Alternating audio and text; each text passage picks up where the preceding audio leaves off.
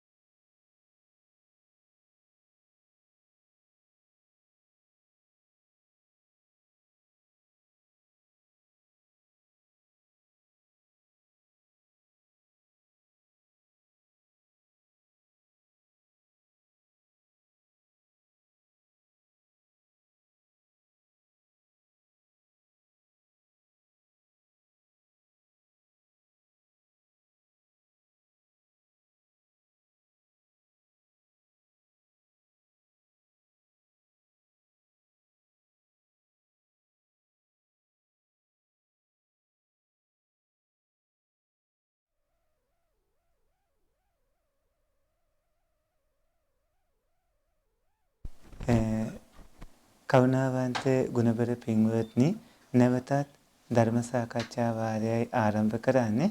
තාක්ෂණික ගැටලුවක් ඇති වුණා. දැන් එය මේ විසඳුණා. නැවතත් ප්‍රශ්නය අපි මුලින් ඉඳලා කියලා ඒට පිළිතුරු ලබා දෙන්නම්. අහලා තියෙන ප්‍රශ්නේ තමයි ගෞරවනීය පින්වත් ස්වාමින්වහන්සේ විරූපාක්ෂ ඉරාපත චබ්බ්‍යාපුත්තක කන්හා ගෝතම කියන සර්පරාජ කුල හතරට අයත් වන සර්පයින් ගැන සර්පයින් සහ විස සහිත සතුන් ගැන පහදන්න. මෙම සර්පරාජ කුල හතරට මෛත්‍රිය වැඩිීමේදී අප්‍රමාණ චේතෝ විමුක්තිය සහ මහත්ගත චේතෝ විමුක්තිය කියන දෙආකාරයේම මෛත්‍රී වැඩි හැකිද? සර්පයින්ට මෛත්‍රී වැඩිවීමට යොදාගන්නේ අවීරෝ හෝමි අනීකෝ හෝමි ආදී මෛත්‍රී භාවනා වැකිමද? ධර්මයේ සඳහන් වන පරිදි නාගයන් වර්ග හතරක් ඇත. එනම් අණ්ඩජ ජලාබුජ සංසීතජ ඕපාතික නාගයෝ කියලා. මෙම නාගයන් සර්පරාජ කුලවලට අයත් නාගයන් විශේෂයක්ද? ඔබ වහන්සේට උතුම් චතුරාර්ය සත්‍ය අවබෝධය ලැබේවා කියලා. සත්පුරුෂ පින්වත්නි, සතර අහිරාජික කුල විදිහට භාග්‍යවතුන් වහන්සේ විසින් මේ සූත්‍රයේදී දේශනා කළා තියෙන්නේ දෂ්ට කිරීමෙන් විස ඇතිවන සර්පයෝ වෙනුවෙන්මයි. දෂ්ට කිරීමෙන් විස තියෙන යම් සත්ත්ව පිරිසක් ඉන්නවාද ඒ සත්වයෝ මේ සතර අහිරාජික කුලවලට ඇතුළත් කරලා තියෙනවා. මෙතන විරූපාක්කේහි කිව්වහම විරූපාක්ෂ නාග කුල. එතකොට අනිකුත් මේ ඒ විරූපාක්ෂ ඒ වගේම ඒරාපත චබ්බ්‍යාපත කන්හා ගෝතම කියන ඒ ඔක්කොම ඒ නම් වලින් හඳුන්වන නාග කුල වෙනවා. එතකොට බිස්සුන් වහන්සේ නමක් පින්වත්නි මෛත්‍රිය වඩනකොට අප්‍රමාණ චේතෝ විමුක්තිකමේට මහත්කත චේතෝ විමුක්තිකමේකට කොයි ආකාරයකට කටයුතු කළත් ඒ බිස්සුන් වහන්සේ විසින් මෛත්‍රී වඩනවා නම් පතුරවනවා නම් මේ සර්පයින්ට සර්ප කුලවලට එතකොට උන්වහන්සේට දෂ්ට කළත් කලුරිය කිරීමක් මානයටපත් වීමක් සිද්ධ වෙන්නේ නැහැ. කලුරිය නොකිරීම තමයි එහි ප්‍රතිඵලය වෙන්නේ.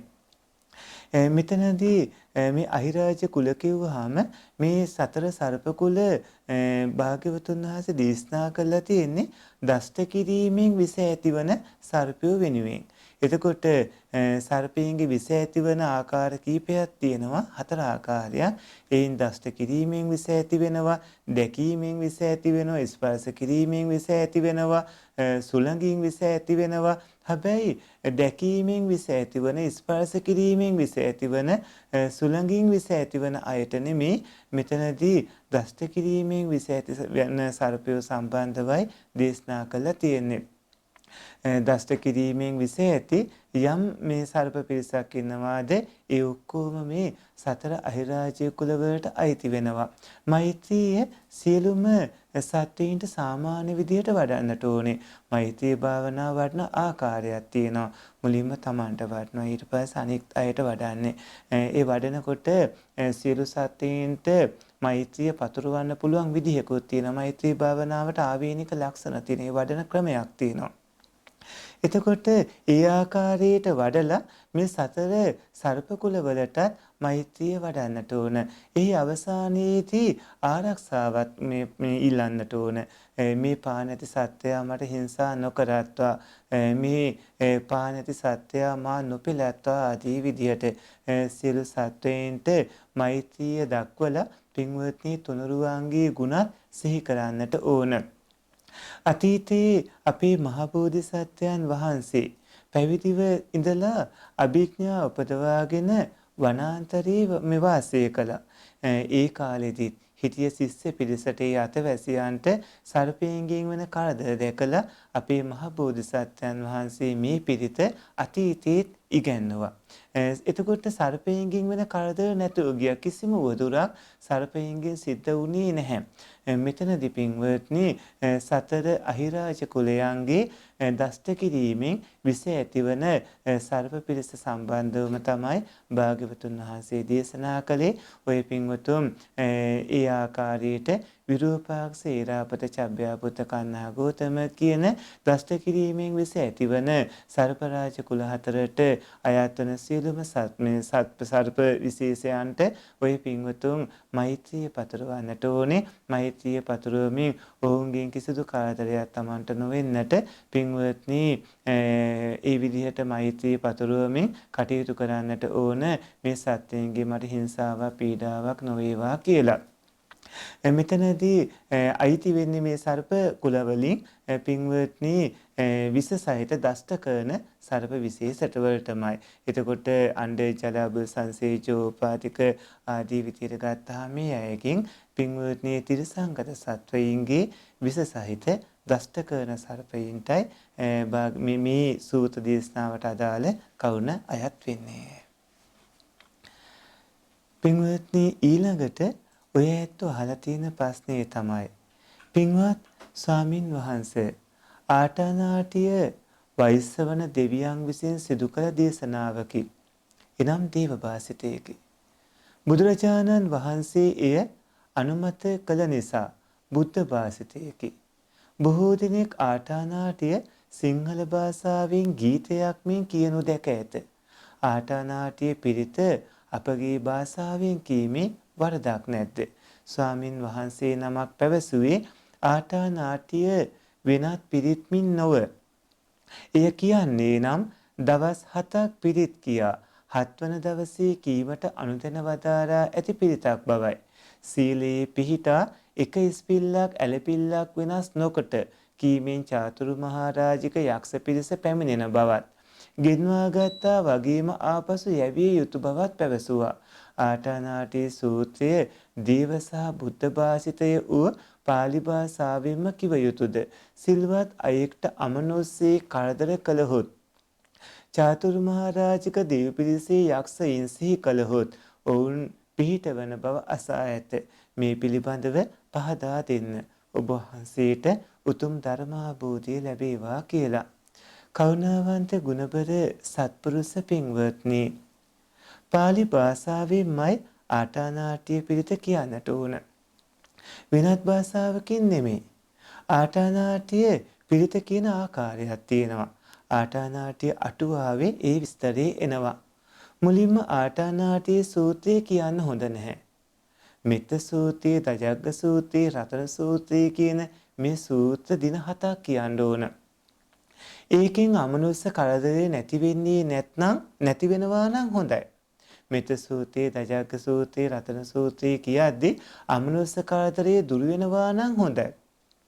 හැබැයි අමනුෂ්‍ය කරදරේ ඒකනොත් නැති වෙන්නේ නැත්නම් ආටානාටිය සූත්‍රය කියන්න ඕන.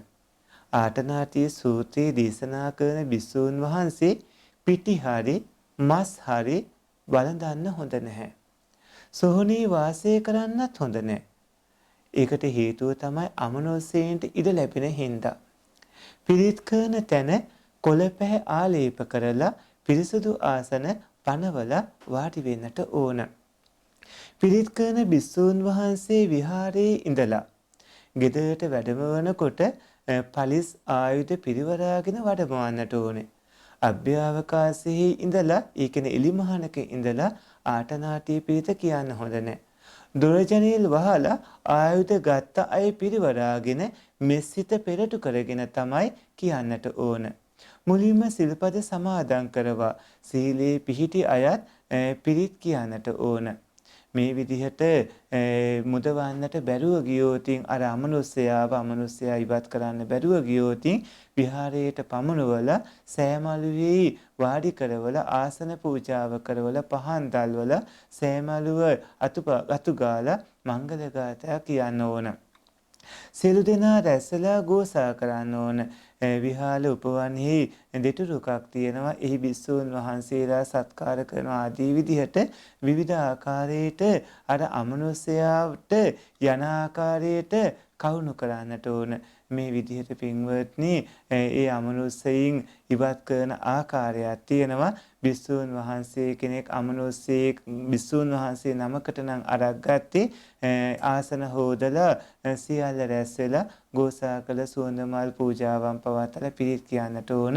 මේ ආදී විදිහට කවුණු රාශියක් තියෙනවා. ඒ නිසා ආටනාටිය පිරිත පාලි භාෂාවෙන්ම වෛශ්‍රවණ දෙවියෝ කිව්ව භාෂාවෙන් භාග්‍යවතුන් වහන්සේ දේශනා කළ භාෂාවෙන් පාලි භාෂාවෙන්ම සජ්ජායනා කරන්න ඕන.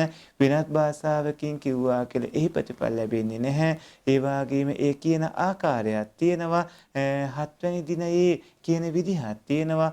කලින් මෙත සූත්‍රය, රජග්ග සූත්‍රය, රතන සූත්‍රය ආදී සජ්ජායනා කරන්නට ඕන. මේ අමනුස්සයෙක් වැහුණට පස්සේ ওই ක්‍රමේ තියෙන්නේ. අමනුස්සයෙක් වැහෙන්නේ නැතුව ගෙවල් දොරවල් වල ආරක්ෂාවට සාමාන්‍ය පිරිත් ධර්ම දේශනා පවත්වන විදිහට චතුබනවර පාළියට අයත් වන පිරිත් දේශනා අතරේ ආටනාටි පිරිත සාමාන්‍ය තුන් යමේ තුල කියන ආකාරයේ කිසිදු වරදක් නැහැ. නිවැරදි. නමුත් අමනුස්සයෙක් වැහුණට පස්සේ තමයි දින 7ක කවුණු වලින් පස්සේ ආටනාටිය පිරිත සජ්ජායනා කරන්න උන අවසානයේදී ඊට පස්සේ ඒනොත් මේ ඒ ඉවත් වෙන්නේ නැත්නම් තව කළ යුතු වැඩක් මේ සඳහන් වෙනවා. පින්වත්නි ආටනාටිය පිරිත පාලියම කිව යුතුයි. හිතු මතයට ඒ වෙනස් නොකළ යුතුයි. පින්වත්නි ඊළඟට අහලා තියෙන ප්‍රශ්නේ තමයි තෙරුවන් සරණයි පින්වත් ස්වාමින් වහන්සේ. භාවනා කිරීම මගින්ද වර්තමානයේ සෝවාන් ඵලය ලබාගත හැකි වන්නේ නැතිනම් සී සද්ධර්මයේ ශ්‍රවණය කිරීමෙන්ද අප විසින් භාවනා කමඨහනක් ගැනීමේදී මාර්ගඵලයක් ලබාගත් උතුම් භික්ෂුවගෙන් කමඨහන් ලබා ගැනීම නේද වටින්නේ ස්වාමින් වහන්සේ. නැතිනම් අප හරි මාර්ගයේ ගමන් කරනවාදැයි ගැටලුවක් ඇතිවන නිසා අනෙක් කවුරුනම් සෝතාපන්න වන අය වර්තමාන සමාජයේ බොහෝ සිටීද මා නිරාගමික මතයක සිටි නිසා මාහට විශාල ශ්‍රද්ධාවක් නොමැති අතර බුදුන් කෙරෙහි අතිමහත් ගෞරවයක් ඇත. මාහට සෝතාපන්න විය හැකිද? බණ දේශනා සහ අභිධර්මයේ ඉගෙන ගන්නේද? අඳමත හිඳිමින් එය නුසුදුසු දෙයක්ද?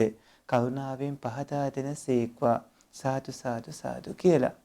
කරුණාවන්ත ගුණබර සත්පුරුෂ පින්වත්නි, මෙතනදී ඔය පින්වතුන් ඇහුවාම භාවනා කිරීම මගින්ද වර්තමානයේ සෝවාන් ඵලයේ ලබාගත හැකිවන්නේ කියලා ඇහුවොත් වර්තමානයේ වේවා අතීතයේ වේවා මගපල් ලබා ගන්න පුළුවන්කම ලැබුණේ පින්වත්නි හේතු සම්පත් අනුවයි. හේතු සම්පත් බහුල නම් ඒ කියන්නේ පාරමිතාදී හේතු සම්පත් වලින් පිරුණු උතුමෙක් නම් ඒ අයට භාග්‍යවතුන් වහන්සේ හෝ ශ්‍රාවකයන් වහන්සේලා සී සද්ධර්මයේ දේශනා කරද්දී උග්ගටිතඤ්ඤ වගේ අයට බණපද 2ක් 4ක් ඇහෙද්දිම මගපල් ලබන්න තරම් හේතු සම්පත් තිබුණා, පුළුවන්කම තිබ්බා. ඒ වගේම සත්පුරුෂ පින්වත්නි තවත් පින්වතුන් වහන්සේලාට විස්තර වශයෙන් ධර්ම දේශනා පවත්වද්දී මගපල උපදවා ගන්න පුළුවන්කම ලැබුණා. ඒ කලින් භවවල ඈත පිට භවවල භාවනාදී කටයුතු සිදු කරලා පාරමිතාදිය සම්පූර්ණ කරගෙන දියුණු කරගෙන ආවුතුමන්ට දාන පාරමිතා, සීල පාරමිතාදිය. එතකොට මෙතන මේ හේතු සම්පත් තියෙනට ඕන. වර්තමානයේදී බහුතරයකට අතීතයේ වගේ හේතු සම්පත් නැහැ. හුඟක් වෙලාවට අසෝමහා ශ්‍රාවකයන් වහන්සේලා, අග්‍රශ්‍රාවක උතුමන් වහන්සේලා එහෙම තමයි ධර්ම ශ්‍රවණය කරද්දීම මගපල උපදවා ගැනීම ආදී සිද්ධ කළේ. පදමුත්තර බුදුරජාණන් වහන්සේ කාලේ ඉඳලා නැත්නම් අනවමදස්ස බුදුරජාණන් වහන්සේ කාලේ ඉඳලා නැත්නම් ඈත පිට බුද්ධ ශාසනවල ඉඳලා කටයුතු සිද්ධ කරගෙන ආපු උතුමන් වහන්සේලාගේ හේතු සම්පත් හොඳට මොහු කරා ගිහිලා තිබුණා.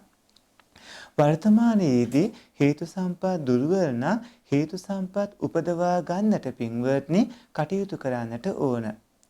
ඒ වගේම සී සද්ධර්මයේ ශ්‍රවණය කිරීමෙන්ද කියලා ඇහුවොත් සී සද්ධර්මයේ ශ්‍රවණය කිරීමෙන් මාර්ගඵල උපදවා ගන්න පුළුවන්කම ලැබෙන්නේ පූර්ව භාග ප්‍රතිපදාව අර කිව්ව විදිහට සත්‍යමත් වුණොත්. නැත්තම් භාවනාදී කටයුතු සිදු කරගන්න සත්‍යමත් වෙන්නට ඕන.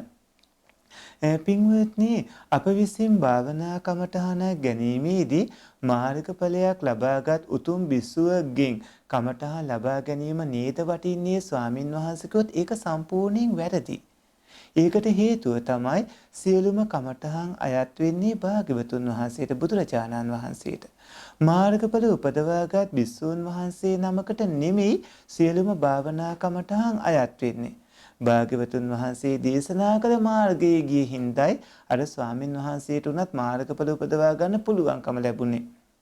මාර්ගඵල ලාභියෙකුට සර්වඥතා ඥානය පහළ වෙන්නේ මාර්ගඵල ලැබුවයි කියලා. වෙන්නේ මාර්ගඵලයට පින්වත්නි මාර්ගහිතේ මාර්ගහිතට ඒ චිත්තසංතතියේ කෙලෙසුන් නැසා ලෝකෝත්තර භූමියට පයතාවමින් උන්වහන්සේගේ සසරින් එතර වන කටයුතු සිදුවීම. මගපල් ලැබීමේදී සිද්ධ වෙන්නේ ඒ බිස්සුන් වහන්සේගේ කෙලෙසුන් නැසීම විතරයි. කෙලෙසුන් නැස්තුවා කියලා රැවටෙන පිරිසක් බොහෝමයක් ඉන්නා වර්තමානයේදී. වර්තමානයේදී කෙලෙස් නැසුවා කියලා රැවටෙන අයත් විශාල වශයෙන් ඉන්නවා. එතකොට එහෙම රැවටිච්ච කෙනෙක් කියන රැවටිච්ච මාර්ගයක ගියොත් මොනතරම්නම් අතරමං වෙනවද? බහුලවම අද තමන් මාර්ගඵල ලැබුවා විදිහට කවුරු හරි කියනවා නම් ඔය ඇත්ත ඔහුව සැක කරන්නටම ඕන. ඒකට හේතුව බිස්සුන් වහන්සේ නමකට එහෙම කියන්න පුළුවන් කමක් නැහැ. සාමාන්‍ය අයට පින්වත්නි තථාගතයන් වහන්සේ දේශනා කළ උතුම් ධර්මයේම තමයි බිස්සුන් වහන්සේලා දැනගෙන අනිත් අයට කියන්නට ඕන. අනිත් අයට දේශනා කරන්නට ඕන. ඒ ඇරෙන්න තමන් විසින් අවබෝධ කරගත්ත කරුණක් මේ කියන්නේ කියනකොට ඒ ඔහු අවබෝධ කරගත්ත කරුණක් මිසක් භාග්‍යවතුන් වහන්සේ දේශනා කළ කරුණක් වෙන්නේ නැහැ. ඒ වගේම පින්වත්නි කෙලෙසුන් නසන්නට භාවනා කමටහන් ගන්න ඕන භාග්‍යවතුන් වහන්සේ දේශනා කරපු විදිහට විතරයි. ඔය පින්වතුන් ඇහුවතින් මෙතන මේ අහලා තියෙන විදිහට පින්වත්නි අපි හරි මාර්ගයේ ගමන් කරනවාදයි ගැටලුවක් ඇතිවන හින්දා කියලා අර මේ කමටහන් ලබා ගත යුත්තේ මගපල්ලාභී බිස්සුවකින්මද කියලා අහනවා. මගපල්ලාභී වෙන්නම ඕන නැහැ.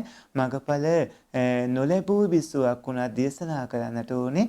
භාග්‍යවතුන් වහන්සේ දේශනා කළ ධර්මයේ මගපල්ලාභී කියලා පින්වත්නි ප්‍රකාශ කරන්න හැකියාවකුත් නැහැ. එහෙම කියනවා නම් ඔහු වංචාවක් කරන්නේ. භාග්‍යවතුන් වහන්සේ පා කිව්ව දෙයක් කරන්නේ. ඒ වගේම අනෙක් කවුරු නම් සෝතාපන්න වන අය වර්තමාන සමාජයේ බොහෝ සිටීද කියලා ඇහුවොත් පින්වත්නි බොහෝ දෙනෙක් ඉන්නවා. එතෙන්දි ජාති සෝතාපන්න විදිහටත් බොහෝ දෙනෙක් ඉන්නවා. මනුස්ස ලෝකේ වගේම දිව්‍ය ලෝකවල එදා භාග්‍යවතුන් වහන්සේ ළඟදී සෝහන් වෙලා ඊට පසු කාලයේදී උන සෝහන් මාර්ගයටපත් වෙලා ඒක බීජී කෝලංකෝල සත්තක්කතු පරම විදිහට සසරේ ගසාගෙන යමින් හත්වෙනි භවයේ දක්වා අතරමැද කාලයේදී මගපල් ලබන්නට සිටන ඒ ජාති සෝතාපන්න අය පින්වත්නි මව්කුස පිළිසිඳ ගන්නවා. මව්කුස පිළිසිඳගෙන ඒ අය ඒ බොහෝ දෙනා හැදෙමින් වැඩෙමින් ලොකු මහත්මින් කටයුතු සිද්ධ වෙනවා ඇති. වර්තමානයේදී පවා සෝවාන් වන බොහෝ දෙනා ඉන්නවා. ඒ වගේම සෝවාන් මාර්ගයටපත් වෙලා තාමත් චුත වූ නැති දිව්‍ය දෙවිවරු එහෙම දිව්‍ය ලෝකවල ඕන තරම් ඉන්නවා. අතිවිශාල පිරිසක් මගපල්ලාභී උතුමා ඉන්නවා. ඒ අය අතර ජාති සෝතාපන්නයෝ ඕන තරම් ඉපදලා ඉන්න පුළුවන් වර්තමානයේදී එක එක පුද්ගලයෝ සාරණ යන්න එපා. එක එක පුද්ගලයන් විසින් කියන ක්‍රමයට යන්නේ නැතුව භාග්‍යවතුන් වහන්සේ දේශනා කළ තියෙන විදිහටම ඔය පින්වතුන් කටයුතු කරගන්නට ඕන. එතකොට පින්වත්නි ඔය ඇත්ත අහනා මෙතනදී මා නිරාගමික මතයක සිටි නිසා මාහට විශාල සද්ධාාවක් නොමැති අතර බුදුන් කෙරෙහි අතිමහත් ගෞරවයක් ඇත. මාහට සෝතාපන්න විය හැකිද? බණ දේශනා සහ අභිධර්ම දේශනා ඉගෙන ගන්නේ ඇඳමත හිඳිමි. ඒ නුසුදුසු කියාවද්ද කියලා. මෙතනදී නිරාගමිකද ආගමිකද කියන එක අපිට වැදගත් නැහැ. වැදගත් වෙන්නේ ඔය ඇත්ත චතුරාර්ය සත්‍ය ධර්මය අවබෝධ කරගන්නට කටයුතු කරගන්නවාද කියන එකයි. ඔබ නිරාගමිකද ආගමිකද කියන එක නෙමෙයි ඔය ඇත්තන්ට දුක්ඛ සත්‍ය නැත්නම් දුක්ඛ සත්‍ය කියන වචනේ කියන පංච උපාදානස්කන්ධ ධර්මය පින්වත්නි ඔබට අවබෝධ වෙන්නට ඕන. ඔබ අවබෝධ කරගන්න ඕන. එතකොට මේ පංච උපාදානස්කන්ධය හට ගන්නවන හේතුනොත් ඔය ඇත්තෝ අවබෝධ කරගන්නට ඕනේ. වැදගත් දේ පින්වත්නි ඒ සත්‍ය අවබෝධ කර ගැනීමයි. ඒකට සද්ධාව ඕනම වෙනවා. සද්ධාව ඇති වෙන්න කල්යාණ මිත්‍ර සේවනයේ ඇති කරගන්නට ඕනේ. ධර්මයේ ඉගෙන ගන්නකොට පින්වත්නි කොහොමද සද්ධාව ඇති වෙනවා? සෝවාන් වෙන්නට අවශ්‍ය වෙන්නේ සද්ධර්ම ශ්‍රවණේ, සත්පුරුෂ සේවනයේ, යෝනිසෝ මනසිකාරේ, ධම්මානුධම්ම ප්‍රතිපදාවාදී ඒ පින්බර උතුම් මාර්ගයේ. ඔය ඇත්තෝ ආර්ය අෂ්ටාංගික මාර්ගයේමයි පිළිපදින්නට ඕන. ඔය ඇත්තෝ ධර්මයේ පිළිපැදලා අවබෝධ කරගත්තොත් ඔබට ප්‍රතිඵල ලැබෙනවා. නැත්තම් පින්වත්නි රැස් කරගත්ත කර්මානුව ඔබ සංසාරේ ගසාගෙන යනවා. අභිධර්මයේ අනිවාර්යයෙන්ම ඉගෙන කියා ගන්නටම ඕන. ඔය පින්වතුන් ඇඳ මත ඉඳලා ඉගෙන ගත්තත්, පුටුවක් මත ඉඳලා ඉගෙන ගත්තත්, ඔය පින්වතුන්ගේ ඉරියව්ව සතර ඉරියව්වෙන් කොයි ඉරියව්වක් වුණත් ඔය පින්වතුන් ඒ කවුණ අවබෝධ කරගන්නවා නම් වැදගත් වෙන්නේ ඒ අවබෝධ කර ගැනීමයි. ගෞරවයෙන් ඒ කටයුතු කරන්න පුළුවන් නම් වඩා සුදුසුයි. නමුත් පින්වත්නි සද්ධාවත් ඔබ තුළ උපදවාගෙන ඔය පින්වතුන් කටයුතු කර ගන්නට ඕන. ශ්‍රද්ධාව නැතුව මගපල් ලබන්නට කිසිසේත්ම පුළුවන් කමක් නැහැ. මගපල් ලබන්න ශ්‍රද්ධාවකින් ධර්මතාවයේ ඕනමයි. එය ඔය ඇත්තන් තුල උපදවා ගන්න පුළුවන් බුද්ධ රත්නයේ, ධර්ම රත්නයේ, සංඝ රත්නයේ කියන තුනුරුවන් කෙරෙහි ඔය පින්වතුන්ට පැහැදීමක්, විශ්වාසයක්, තුනුරුවන් පිළිගන්නා ස්වභාවයක් පින්වත්නි උපදවා ගන්න ඕනේ. එවැනි තත්වයක් ඇති කර ගන්නට වග බලා ගන්නට ඕනේ. සත්පුරුෂ පින්වත්නි ඊළඟට අහලා තියෙන ප්‍රශ්නේ තමයි සාදු සාදු සාදු අපේ හාමුදුරුවනේ කරුණාවෙන් සමා වෙලා මට භාවනාව මුල සිට ඉගෙන ගන්න ඕනේ. ඔබ වහන්සේගේ වැඩසටහන් වලට සම්බන්ධ වුණේ අතර මගදී අපේ හාමුදුරුවනේ සමා වෙන්න ඔබ වහන්සේට පතන බෝධියකින් උතුම් නිර්වාණය ලැබේවා සාදු කියලා. සත්පුරුෂ පින්වත්නි අනිවාර්යයෙන්ම ඔබ භාවනා වැඩිය යුතුයි. භාවනා වඩා සසරින් එතර වෙන්නට වග බලා ගන්නට ඕන, කටයුතු කර ගන්නට ඕන. එතනදී පින්වත්නි ඔය ඇත්ත විසින් සසරින් එතර වන ගමනට අවශ්‍ය කරන මාර්ගයේ ඒ ආකාරයෙන්ම පිළිපදින්නට ඕන. විශේෂයෙන්ම පින්වත්නි ඔබට යම්කිසි දහම් කරුණු දැනගන්නට අවශ්‍ය වුණොත් අපිට WhatsApp වලින් පණිවිඩ තබන්න, ඒ වගේම දුරකථනයෙන් කතා කරලා උපදෙස් ලබා ගන්න පුළුවන්. ඒ වගේම පැයනි වැඩසටහන් වල වීඩියෝ අන්තර්ජාලයේ තියෙනවා. ඔය පින්වතුන්ට ඒවා ලබාගෙන නරඹන්නට පුළුවන්කම ලැබෙනවා. පින්වත්නි ඔය පින්වතුන්ට යම් සහායක් ලබා දිය හැකිනම් ඒ සහාය අපි ඔබට ලබා දෙනවා. බොහෝම උනන්දුවෙන් උද්‍යෝගයෙන් ඔය සත්පුරුෂයෝ මේ භයානක සසරින් එතර වෙන්නට වග බලා ගන්නට ඕනේ. විශේෂයෙන්ම සත්පුරුෂ පින්වත්නි ඔය ඇත්ත විසින් මේ කරුණ සම්බන්ධව යම්කිසි භාවනාදී මාර්ගයේ ඉදිරියට යන ගමනේ මොනවා දෙයක් දැනගන්න තිබ්බොත් අපිව දැනුවත් කරන්න. අපි සෑම මොහොතක මේ වෙනුවෙන් ඉදිරිපත් වෙලා ඔබට අවශ්‍ය කරුණු කියලා දෙනවා. දැනට කියන අන්තර්ජාල වැඩසටහන් වල මැදත් දුර ගිහින් තියෙන වැඩසටහන් වෙනුවෙන් නැවතත් අලුතින් වැඩසටහන් ළඟදී පටන් ගන්නවා. එතකොට අතපහුවන වැඩසටහන් වලට ඔය ඇත්තන්ට මුලින් ඉඳන් නැවතත් සහභාගී වෙන්න පුළුවනි. කෙටි විවේකයක් ලබා ගන්නවා.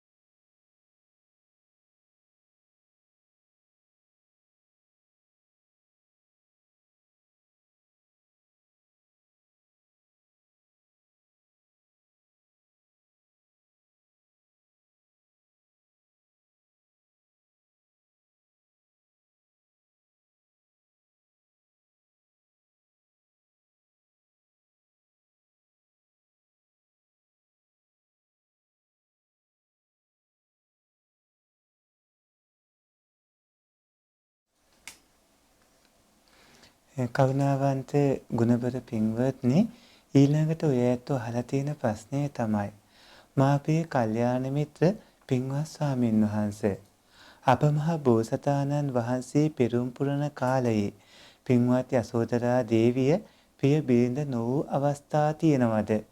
එසේනම් අප කෙරෙහි අනුකම්පාවෙන් පහදා දෙන සේක්වා. අපගේ පින්වත් ස්වාමින් වහන්සේට උතුම් වූ චතුරාර්ය සත්‍ය ධර්මය බුදු සසුනේදීම අවබෝධ වේවා. සාදු සාදු සාදු කියලා. කරුණාවන්ත ගුණබර සත්පුරුෂ පින්වත්නි, යසෝදරා තේරී ගාථාවල අපිට ඒ කවුණ හම්බ වෙනවා. යසෝදරා තේරණින් වහන්සේම භාග්‍යවතුන් වහන්සේ අභ්‍යස්ති ඒ කවුණු කියනවා. සමහර අවස්ථාවලදී භාග්‍යවතුන් වහන්සේ මුණ ගැහුණේවත් නැහැ. සමහර අවස්ථාවලදී මුණ ගැහුණා. මුණ ගැහිලා බොහෝ අවස්ථාවන් වලදී ප්‍රියපතිනිය බවට පත් වුණා. වසර 78ක් ආයු වන්දලා පීනුවම් පාන්නට ආසන්න වෙලාවේදී යසෝදරා මහරහත් තෙරණින් වහන්සේ භාග්‍යවතුන් වහන්සේ මුණ ගැහිලා වැඳ නමස්කාර කරලා ඒ සඳහා අවසර පැතුවා. භාග්‍යවතුන් වහන්සේට ඒ මොහොතේදී යසෝදරා මහරහත් තෙරණින් වහන්සේ ගාථා වගේකින් මේ කවුණු කියනවා. ඒ තමයි මම බරණැස් නුවර රජතුමාගේ බිරිඳ විදියට හිටියා. මේක සඳහන් වෙන්නේ අභ්‍යන්තර ජාතකේ. අභ්‍යන්තර ජාතකයේදී යසෝදරා තෙරණින් වහන්සේ එදා බරණැස් රජතුමාගේ බිරිඳ විදියට ඉපදලා හිටියා. තාපස නායකයෙක් විදිහට භාග්‍යවතුන් වහන්සේ එදා තවත් ගෝල තාපසයන් 500ක් විතර එක්ක හිටියා. රජ උයනේ තමයි භාවනා කරමින් බෝසත් තාපස්තුමා එදා හිටියේ. භාග්‍යවතුන් වහන්සේගේ සීලයට කියන බෝධිසත්වයන් වහන්සේගේ සීලයට එදා සක්‍රදීව රාජයා ඉරිසියා කළා. ඉරිසියා කරලා සක්‍රදීව රාජයාව ඉවත් කරන්න හිතාගෙන කුමාන්ත්‍රණයක් කළා. ඒ කුමාන්ත්‍රණයේදී රාජකීය අඹ උයනේ තියෙන අභ්‍යන්තර අඹගහේ අභ්‍යන්තර මේ අඹ කෑවහම උපදින දරුවා සක්විති රජ වෙනවා කියලා එදා සක්‍රදීව රාජයා මුලා කරවනවා. එහෙම මුලා කරවලා තාපසතුමාව උයනෙන් එලවා දාන්නට කටයුතු කරනවා. ඒ විදිහට අභ්‍යන්තර ජාතකයේදී බෝසත්යන් වහන්සේගේ බිරිඳ විදිහට නෙමෙයි බාණස් රජතුමාගේ බිරිඳ විදිහට තමයි යසෝදරා දේවිය එදා උප්පත්ති ලැබලා හිටියේ. ඒ වගේම පින්වත්නි තවත් තැනක් හම්බ වෙනවා සුසීම ජාතකේ. සුසීම ජාතකයේදී ස්වාමි පුරුෂයා විදිහට මහ බෝධිසත්වයන් වහන්සේ නෙමෙයි හිටියේ වෙනත් රජෙකුරු හිටියේ. එතකොට සුසීම ජාතකයේ එහෙම සඳහන් වෙනවා. ඒ වගේ අපේ යසෝදරා දේවිය භාග්‍යවතුන් වහන්සේගේ අතීත බෝසත් කාලයේදී මේ මුණ ගැහුණු අවස්ථා වගේම මුණ නොගැහුණු අවස්ථා තියෙනවා. ඒ වගේම මුණ ගැහුණත් වෙනත් පතිනියක් වුණු අවස්ථාත් අර විදිහට අපිට හම්බ වෙනවා අභ්‍යන්තර ජාතකයේදී සුසීම ජාතකයේ වගේ තැන්වලදී. සත්පුරුෂ පින්වත්නි, ඊළඟට අහලා තියෙන ප්‍රශ්නේ තමයි ස්වාමින් වහන්සේ පංච උපාදානස්කන්ධේ රූප වේදනා සංඥා සංකාර විඥාන යන උදාහරණ කීපයක් ඇසුරින් පැහැදිලි කළ හැකිද? ජීවිතයේ සෑම මොහොතකම පංච උපාදානස්කන්ධයේ පහම එකවර ක්‍රියාත්මක වේද? සාමාන්‍ය ගිහි ජීවිතයේදී සෑම මොහොතකම පංච උපාදානස්කන්ධයේ අනිත්‍ය දුක්ඛ අනාත්ම මෙනෙහි කළ යුතුද? ආරම්භයේදී ආධුනිකයෙක් සාමාන්‍ය ජීවිතයේදී විදර්ශනාව හෙවත් අනිත්‍ය දුක්ඛ අනාත්ම වැඩි යුතු මූලික පියවරයන් කුමක්ද? ඔබ වහන්සේට මේ භවයේදීම නිවන් සුව ලැබේවා කියලා. සත්පුරුෂ පින්වත්නි, පේන පින්ඩූපමං රූපං වේදනා බුබ්බලූපමා මරිචිඤ්ඤූපමා සංඥා සංඛාරා කදලූපමා වායූපමංච විඥානං දේසිතා දිච්ච බන්තුනා. ඒ කියන්නේ රූපේ හරියට පෙන පිඬක් වගේ. වතුරක ඇති වෙන පෙන පිඬක් වගේ.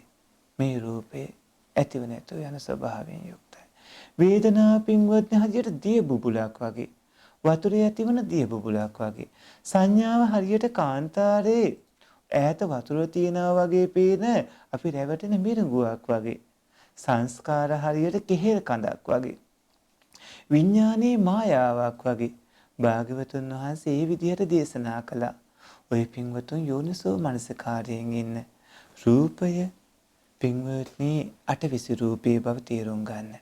වේදනා අරමුණේ රසයේ විඳින ස්වභාවයේ සෝමනස දෝමනස උපේක්ඛා බව තේරුම් ගන්න. සංඥා අරමුණ හඳුනා ගන්න ස්වභාවය. සංකාර චේතනාවත් එක්ක ඉතිරි චෛතසික 49 කියන චෛතසික 50. එතකොට විඥාන අරමුණු දැනීමේ ස්වභාවය. මේ ධර්මතා පින්වත්නි ඔය ඇත්තෝ වරදවා අරගෙන ඉන්නේ ආත්මය කියලා. ඔය ධර්මතා ඔය ඇත්තෝ වරදවා අරගෙන ඉන්නේ සත්වයෙක් කියලා, පුද්ගලයෙක් කියලා, මම කියලා කෙනෙක් කියලා. එහෙම දෙයක් උතන නැහැ. උතන තියෙන්නේ ඔබ කාම උපදාන, ditthi උපදාන, සීලබ්බත උපදාන, අත්තවාද උපදාන කියන පින්වත්නි මේ ආකාරයට උපාදානය කරගත්ත ධර්මතා ගොඩක් විතරයි. සාමාන්‍ය ගිහි ජීවිතයේදී සෑම මොහොතකම පංච උපාදානස්කන්ධී අනිත්‍ය දුක්ඛ අනාත්ම මෙනෙහි කළ යුතුද කියලා අහද්දී ඔය පින්වතුන් යෝනිසෝ මනසිකාරයෙන් ඉන්න ඔබේ ඔය රූප වේදනා සංඥා සංකාර විඥාන කියන ධර්මතාවයන්ගේ උප්පත්තියත් එය හටගන්නා හේතු වුණොත් එහි ක්‍රියාවලියත් පිළිබඳව නුවණින් ඉන්න. සාමාන්‍ය ජීවිතයේදී ඔය ඇත්ත නුවණින් විමසා බලද්දී උපාය මනසිකාරයෙන් කටයුතු කරද්දී රාගය කියන කෙලෙස් 10න් ඔබ වැහෙන්නේ. ද්වේෂ ඊර්ෂ්‍යා මාන ආදී කිලිට ධර්මයන්ගෙන් ඔය ඇත්ත වැහෙන්නේ. තණ්හා දිට්ඨි මාන ආදී ප්‍රපංච වැඩපිළිවෙලක් ඇති වෙන්නේ නැහැ. යෝනිසෝ මනසිකාරයෙන් කටයුතු කරද්දී ඒ නිසා යෝනිසෝ මනසිකාරයෙන් සාමාන්‍ය ජීවිතයේදී කටයුතු කරන්නට වග බලා ගන්නට ඕන. කුමන හෝ සතිපට්ඨානයකින් ඉන්නට ඕනේ. ආරම්භයේදී ආධුනිකයෙක් සාමාන්‍ය ජීවිතයේ විදර්ශනා හේවත් අනිත්‍ය දුක්ඛ අනාත්ම වැඩි යුතු මූලික පියවරයන් කුමක්ද කියලා ඇහුවොත් පින්වත්නි සාමාන්‍ය ජීවිතයේදී ඔය පින්වතුන් මුලින්ම හඳුනා ගන්න නාම රූප ධර්ම මොනවද කියලා. නාම රූප ධර්මයෝ හඳුනාගත්තොත් ඒ කියන්නේ ස්කන්ධ ධර්මයෝ ධාතු ධර්මයෝ ආයතන ධර්මයෝ ඉන්ද්‍රිය කියන ඔය ධර්මතාවයන් ඔය පින්වතුන් හඳුනාගත්තොත් තමයි ඒ ධර්මතාවයන්ගේ අනිත්‍ය දුක්ඛ අනාත්ම ලක්ෂණය අවබෝධ කරගන්න පුළුවන්කම ලැබෙන්නේ. දෙයක් අනිත්‍යයි විදිහට දකින්න නම් අනිත්‍යයි විදිහට දැකිය යුතු ධර්මතාවය ඔබ අවබෝධ කරගන්න ඕන. දුක්ඛ සත්‍ය කියන පංච උපාදානස්කන්ධය තමයි පින්වත්නි ධර්මතාවය වෙන්නේ. දෙයක් ඒ අනිත්‍ය තත්ත්වේ නැත්තම් ඇතිව නැතුව යන තත්ත්වයටපත් වෙන තත්ත්වේ නම් තියෙන. ඒක නිතරම ඇතිව නැතුව යන තත්ත්වයට පෙරලෙනවා නම් අනිත්‍ය තත්ත්වයට පෙරලි එහි පීඩාව ඇති වෙනවා නම් ඒක සැප ධර්මයක් නෙමෙයි දුක්ඛ ධර්මයක්. එතකොට දෙයක් අනිත්‍ය නම් දුක් නම් ඒක ඒ තුල ස්ථීරව ආත්මී මේක සත්‍යයා මේක කියලා එක හිතක්වත් එක නියපොත්තක්වත් එක කිස් ගහක්වත් ස්ථීරව තියෙන දෙයක් පෙන්වන්න නැත්නම් පින්වත්නි ඒක අනාත්ම ධර්මතාවයක්. ඔය ඇත්තෝ අනිත්‍ය දුක්ඛ අනාත්ම විදිහට දකින්නට ඕන. ඇත්තටම එහෙම අනිත්‍ය දුක්ඛ අනාත්ම කියන ත්‍රිලක්ෂණයේ යුක්ත ධර්මතා ගොඩක්. ඒ ධර්මතා ගොඩ වෙන්නේ ස්කන්ධ ධාතු ආයතනෙන්ද්‍රිය කියන ඒ ධර්මතාවයන් එය ඔබ අවබෝධ කරගන්නට ඕන. එය අවබෝධ කරගත යුතු වෙනවා. ඒ පංච උපාදානස්කන්ධය කියන ඒ ධර්මතා වැඩපිළිවෙල සාමාන්‍ය ජීවිතේ නුවණට හසු කරගන්න පින්වත්නි විදර්ශනා භාවනා වඩන්නට ඕන. ඒ අවශ්‍ය භාවනා මාර්ගයේ කටයුතු කරන්නට ඕන. ඔබට පුළුවන් මේ මනුස්ස ජීවිතයේදී මඟපල් ලබන්න. මූලික පියවර විදිහට විදර්ශනාවට යොමු වෙද්දීම චතුරාර්ය සත්‍ය ධර්මය අවබෝධ කර ගැනීමටයි ඔබ විදර්ශනාවට යොමු වෙන්නේ. ඒ නිසා චතුරාර්ය සත්‍ය ධර්මයේ දුක්ඛ සත්‍ය කියලා කියන පංච උපාදානස්කන්ධය අවබෝධ කර ගැනීම උදෙසා අවශ්‍ය ක්‍රියාමාර්ග අරගෙන භාවනාදී කටයුතු කරගෙන ඔබ පින්වත්නි කටයුතු කරන වග බලා ගන්නට ඕන. ওই පින්වතුන් පංච උපාදානස්කන්ධ ධර්මතා අවබෝධ කරගත්තාම සුවසේ ධර්ම අවබෝධය ලැබමින් යන ගමන ඉදිරියට කටයුතු කරගනීවි. සත්පුරුෂ පින්වත්නි ඊළඟට අහලා තියෙන ප්‍රශ්නේ තමයි අවසරයි පින්වත් ස්වාමින් වහන්සේ പ്രേත තිරිසන් සතුන් කියලා කොටසක් ඉන්නවද? එක් ස්වාමින් වහන්සේ නමක් ධර්මදේශනයකදී පැවසුවා අප නිවෙස්වල ඇති කරන සුනකයන් බලලුන් වැනි සතුන් අපගේ නිවසම උපාදානය කරගෙන මිය ගිය විට ඔවුන් പ്രേත සුනකයන් പ്രേත බල්ලුන් ලෙස උපත ලබා අපගේ නිවසේම එම සත්ව රූපයෙන්ම සැරිසරමින් සිටින බවත් ඔවුන් එම නිවැසියන් මිය යන මොහොතේ ඔවුන්ට අරමුණු වී ඔවුන්ද പ്രേත තිරිසන් සතුන් ලෙස උපදින බව දේශනා කළා. ඒ නිසා නිවෙස් තුල සුරතා සතුන් ඇති කරන්න එපා කියලා උන්වහන්සේ උපදෙස් ලබා දෙනවා. පින්වත් ස්වාමින් වහන්සේ මේ කවුනේ සත්‍යතාවයක් තිබේද? ඔබ වහන්සේ අප කෙරෙහි අනුකම්පාවෙන් මේ පහදා දෙනසේක්වා තෙරුවන් සරණයි කියලා. සත්පුරුෂ පින්වත්නි, මේ කාරණාවේ කිසිදු සත්‍යතාවයක් නැහැ. ඒක අසත්‍ය කාරණාවක්. ඔය ඇත්තෝ ප්‍රේතවත්ව අරගෙන බලන්න. ප්‍රේතවත්වයේ මතා පීතියේ කතාවෙන්ලා ඔය පින්වතුන්ට උරග වර්ගයේ ඉඳලා තිරෝකුඩ සූත දේශනාවෙන්ලා මේ කවුණු කාරණා ඔක්කොම බලාගෙන යනකොට පින්වත්නි ඔය පින්වතුන්ට එවැනි දෙයක් හම්බ වෙන්නේ නැහැ. ඔබ සුරතලියට නිවෙස්වල සත්තු හදනකොට ඒ සත්තු මිය ගිහිල්ලා නැවත සුනක පීතයෙන් පීත බල්ලුන් ආදී විදිහට ඔබගේ නිවස වටා ගැවසෙමින් ඉන්නවා ආදී විදිහට කිව්වහම පින්වත්නි එහෙම දෙයක් වෙන්නේ නැහැ.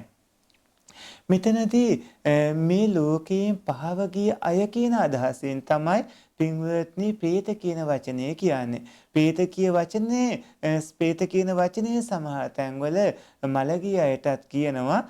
එතකොට මේ අපාය කියන ප්‍රේත අපායට අදාළව කියන්නේ පින්වත්නි මේ ලෝකයෙන් පහව ගිය සැපයෙන් පහවුණු දුක්ඛිත සත්ත්ව කොටාසයක් කියන එක. එතකොට ප්‍රේතයෙන් උපදින්නේ ඕපපාතිකව. ඒ ප්‍රේතයෝ කර්මාරූප විවිධ ශරීර ස්වභාවයන් ලබා ගන්නවා. ඒ ඇති විවිධ සටහන් විවිධ වර්ණ ඇති වෙනවා. ප්‍රේතනිකාය හරිම විචිත්‍රයි. ඒ ඇයට වින් වෙච්ච භූමියක් නෑ අහවල් තැනේ ඉන්න ඕන කියලා. ප්‍රේත ජාතියම තමයි ඒ කට්ටිය වාසය කරන ස්ථානයේ හරි പ്രേත භූමිය හරි වෙන්නේ. එතකොට පාදාතූප ජීවී කියලා පිරිසක් ඉන්නවා. කුප්පිපාසකය කියලා පිරිසක් ඉන්නවා. නිච්ඡාම තන්හිකය, කාලකංජිකය කියලා പ്രേත කොට්ටාස හතරක් ඉන්නවා. මේ කොට්ටාස හතරට අයත් නොවන പ്രേතයොත් ඉන්නවා. මේගෙන් අනිත් අය දින දෙයින් ජීවත් වන අයට කියන්නේ පාදාතූප ජීවී പ്രേත කොට්ටාස කියලා. ඒ අයට ආහාර පාන ආදී ලැබෙන්නේ එතන තියෙන දුක්ඛිත ආහාර වගේම කලින් භවී නෑදෑය වගේ කට්ටිය අනුමෝදන් කරන පින් අනුමෝදන් වීමෙන් පාදාතූප ජීවීව උප්පත්තිය ලබන ප්‍රේතයෝ ජීවත් ඉන්න අයගෙන් පින් බලාපොරොත්තු වෙනවා. කුප්පිපාසක කියලා කියන්නේ පින්වතුනි නිතරම ආහාර පාන ආදිය ලැබෙන්නේ නැතුව බඩගින්නෙන් පිපාසයෙන් පීඩාවට පත්වන ප්‍රේත කොට්ටාසයක්. නිච්ඡාම තන්හික කියලා කියන්නේ ශරීරයේ ඇතුළත පිටත දෙක නිරන්තරයෙන්ම පින්වතුනි දැවෙන ප්‍රේත කොට්ටාසයක්. කාලකංජික කියලා කියන්නේ ලේමාස් පින්වත්නි වියලී ගිහිල්ලා ශරීරයේ ගව් 3ක් විතර විශාල කකුළු අංග වගේ පිටත නිරු ඇස් තියෙන පින්වත්නි මුදුනේ ඒ ඇස් පිහිටලා තියෙන ඊටාම කුඩා කටකුත් හිස මුද්නේම පිහිටලා තියෙන හිස පහත් කරලා ආහාර ගන්න දුක්ඛිත ප්‍රේත කොට්ටාසයක්. මේ විදිහට පින්වත්නි ප්‍රේතයන් ගැන බොහෝ කරුණු විස්තර වශයෙන් සඳහන් වෙනවා. ඔය පුණ්‍යවන්තයෝ අර වගේ කාරණා පින්වත්නි ඇත්තටම තියෙන කරුණු නෙමෙයි කියලා තියෙන්නේ. එහෙම ඉන්න සුරතා සතුන් പ്രേත සුනකයන් പ്രേත බල්ලෝන් ආදී විදිහට උප්පත්ති ලැබලා කියලා කිව්වහම පින්වත්නි එතකොට പ്രേත තර්මසුන් හම්බ වෙයි. പ്രേත මාළුවන් හම්බ වෙයි. ඔය කියන විදිහට ඔය කියන විදිහට තිරිසන් භවයේ ඉන්න හැම සත්ත්ව කොට්ටාසයක්ම പ്രേතයන් විදිහට හම්බ වෙන්න වෙනවා. එහෙම දෙයක් නෙමෙයි මෙතන പ്രേත කොට්ටාසය කියන්නේ. පින්වත්නි මේ ලෝකයෙන් පහව ගිය දුක්ඛිත සත්ත්ව කොට්ටාසයක්, සැපයෙන් පහ වුණු දුක්ඛිත සත්ත්ව කොට්ටාසයක්. ඒ විදිහට ඔය පින්වතුන් ඒ කවුන තේරුම් ගන්නට ඕනේ. සත්පුරුෂ පින්වත්නි ඊළඟට අහලා තියෙන ප්‍රශ්නේ තමයි පින්වත් ස්වාමින් වහන්සේ යක්ෂ නාග ගන්ධබ්බ ආදී සත්වයන් චාතුරු මහරජික දිව්‍ය ලෝකයේ අසුරයන් කියන්නේ කවුද? මේ අය ගැන පැහැදිලි කර දෙන සේක්වා කියලා. සත්පුරුෂ පින්වත්නි මේ කවුනේදී ඔය පින්වතුන්ට විස්තර හම්බ වෙනවා සුවීර සූත්‍රයේ වගේ තැන්වලදී.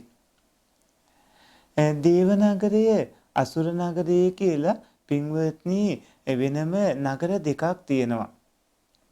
මෙතනදී තවතිසා දිව්‍ය ලෝකයේ උප්පත්තිය ලැබුවාම අපේ සක්‍ර දිව රාජා මගමානවකයා විදියට ඉන්නලා තවතිසා දිව්‍ය ලෝකෙ ඉපදුනාම ඒ වෙනකොට හිටියේ චාතුරු මහරජික දේව කොට්ටාසවල පිරිසට වඩා බොහොම පැහැයෙන් වාණයෙන් වැඩි වුණා. එතකොට අර පිරිස උත්සාහ කළා මේ දෙවිවරු පිරිහෙන තත්ත්වයට පත් කරගන්න. ගණ්ඩපාණයක් ලෑස්ති කරලා වෙනම කාරණාවක් වෙනම විදිහකට එය අල්ල ගන්නට උත්සාහ කළා. නමුත් සක්කදිව රාජයා දුර බාල කල්පනා කරපු හින්දා සක්කදිව රාජයාට පුළුවන්කම ලැබුණා තමන්ගේ රාජධානී මේ තවතිසා දිව්‍ය ලෝකයේ වගේම චාතුරු මහා රාජික දිව්‍ය ලෝකයේ රජ බවට පත් වෙන්නට. එතෙන්දි පින්වත්නි අසුරයෝ ඉන්නේ විශේෂයෙන්ම සුවීර සූත වර්ණනාවට එහෙම අනුව අසුරයෝ ඉන්නේ පින්වත්නි මහමෙර පත්ලේ අසුර භවනේ ඉන්නේ. එතකොට මහමෙර පත්ලේ අසුර භවනේ ඉන්න අසුරයෝ හරි නැත්තම් දෙවිවරු හරි ඔවුන් අතර යුද්ධ ඇති කර ගන්නවා. ඒ යුද්ධ ඇති කර ගන්න කාලවලට අසුරයෝ නම් ඒ යුද්ධය ඇති කරගන්නේ අසුරයෝ මුලින්ම පහර දෙන්නේ නාග පිරිසට. එතකොට නාග පිරිස කියන්නේ මේ දේව නාග කොට්ටාසයක්. භාග්‍යවතුන් වහන්සේ ළඟ එදා පැවිදි වෙලාත් හිටියා මේ දේව නාග කොට්ටාසයට අයිති කෙනෙක්. නාග කියන්නේ පින්වත්නි දේව නාග කොට්ටාසයට අයිති පිරිසක්. ඊළඟට ඒක උරගයෝ කියලා ඒ අයට කියන්නේ ඒ අය ජලයේ තමයි ගොඩාක්ම බලවත් වෙන්නේ. ඒ අයගේ බලය පවතින්නේ ජලය තුල වැඩි වශයෙන්. ඊට පස්සේ කරෝටි කියලා පිරිසක් ඉන්නේ. ඒ තමයි ගුරුලෝ. කරෝටි කියලා කියන්නේ ඒ කට්ටිය පින්වත්නි ඒ නම ලැබිලා තියෙන අයට කරෝටි කියන සත්වයෝ ආහාරයට ගන්න හින්දා එතකොට මේ විදිහට නාගයින්ගෙන් පස්සේ ඒ අයගේ තමයි ආරක්ෂාව තියෙන ඊළඟට. ඊට පස්සේ තුන්වෙනියට එන පිරිස තමයි පයස්සබාරී කියලා කියන්නේ. ඒ කියන්නේ කුම්භාණ්ඩයෝ. කුම්භාණ්ඩයෝ කියන්නේ රාක්ෂස පිරිසකට. ඔවුන් ඇවිල්ලා අසුර රාක්ෂස පිරිසක්. ඊළඟට මදලියුත කියලා යක්ෂයෝ ගැන කියන්නේ යක්ෂයෝ පින්වත්නි විසම විදිහට හැසිරෙන යුදකාමී පිරිසක් වෙනවා. ඊට පස්සේ තමයි අපේ සතරවරන් දෙවිවරු එහෙම ඉන්නේ. මෙතනදී ඔය පින්වතුන් අහලා තියෙන යක්ෂ නාග ගන්ධබ්බ කිව්වහම යක්ෂ කියලා කියන්නේ මේ කිව්ව පිරිසෙන් චාතුරු මහරජික දෙවියන්ගේ වෙස්සවන දෙවියන්ට තමයි කුවේර දෙවියෝ කියන්නේ. කුවේරයාගේ නම වෙස්සවන රාජධානියේ හින්දා ඒ නම භාවිතා කෙරෙන්නේ. වෙස්සවන දෙවියෝ නැත්තම් කුවේර දෙවියෝ තමයි සියලුම යක්ෂයින්ව පාලනය කරන යක්ෂයින්ට අධිපති දෙවියෝ වෙන්නේ. නාග පිරිස වැඩි වශයෙන් ඉන්නේ ජලයේ ඇසුරු කරගෙන ගන්ධබ්බ පිරිසත් වෙනම දේවනිකායක පිරිසක් ඒ ගන්ධබ්බ පිරිස. ඒක චාතුරු මහරජික දිව්‍ය ලෝකයේට මහ විශාල දේව පිරිස සත්ත්ව පිරිසක් අයත් වෙනවා. ආකාශ දෙවිවරු භූමාට දෙවිවරු වෙනලා යක්ෂ නාග ගන්ධබ්බ ආදී විශාල පිරිසක් ඒ තුල ඉන්නවා. පින්වත්නි මේ විදිහට ඔය ඇත්තේ කවුන තේරුම් ගන්න ඕන. අසුරයන් කියන්නේ කවුද කියලා ඇහුවාම අසුරයෝ ඉන්නේ මහමෙර පත්ලේ අසුර බවදී ඉන්නේ වේපචිත්ති පහරාද සම්බර බලි ආදී නම් වලින් කතා කරන පිරිසක්. ඒ අය බොහොම ආනුභාව සම්පන්න සත්ව කොට්ටාසයක්. දෙවිවරුන්ට හතුරු හින්දා තමයි දෙවිවරුන්ට සතුරු හින්දා තමයි ඒ අයට අසුර කියන නම කියන්නේ. ඒ අය අපායට අයිති සත්ව පිරිසක් නෙමේ. ඒ අය අයිති වෙන්නේ දේව කොට්ටාසයටමයි. විනිපාතික අසුර කියන නමින් හඳුන්වන තවත් සත්ව කොට්ටාසයක් ඉන්නවා. ඒ අය චාතුරු මහරජික දිව්‍ය කොට්ටාසයටම අයිති ආහාර පාන අමාරුවෙන් ලබා ගන්න පිරිසක්. පියංකර මාතා උත්තර මාතා වගේ අය විනිපාතික අසුරයෝ වෙනවා. වේමාතික පේත අසුරයෝ කියලා කොටසක් ඉන්නවා. ලෝකාන්තික නරකී සත්‍යයන්ටත් අසුරයෝ කියලා කියනවා. ඒ විදිහට පින්වත්නි කවුරු තේරුම් ගන්නට ඕනේ. ඊළඟට අහලා තියෙන ප්‍රශ්නේ තමයි තෙරුවන් සරණයි පින්වත් කල්යාණ මිත්‍රයන් වහන්සේට හාමුදුරුවනේ මාර්ගඵලයක් ලබන්න පාරමී ධර්ම පිරෙන්න ඕන නේද? හාමුදුරුවනේ අපි කොහොමද දැනගන්නේ අපි පාරමී ධර්ම සම්පූර්ණ කරලාද කියා? අපට මාර්ගඵල ලබන්න නොහැක්කක් තිබේද? හාමුදුරුවනේ මේ පාරමී ධර්ම සම්පූර්ණ නැත්නම් අපිට ඒවා මේ ආත්මීයම සම්පූර්ණ කර මාර්ගඵල ලැබීමට නොහැකිද? කෙටියෙන් කිව්වොත් හාමුදුරුවනේ මේ ආත්මයේම මාර්ගඵලයක් ලැබිය යුතුයි. මේ පිළිබඳව පැහැදිලි කරලා දෙන්න ඔබ වහන්සේට නිදුක් නිරෝගී දීර්ඝායුෂ ලැබේවා කියලා. සත්පුරුෂ පින්වත්නි නිවැරදිව ඔය පින්වතුන් සප්ත විසුද්ධිය ඔස්සේ භාග්‍යවතුන් වහන්සේ දේශනා කළා තියෙන මාර්ගයේම කටයුතු කරන්න.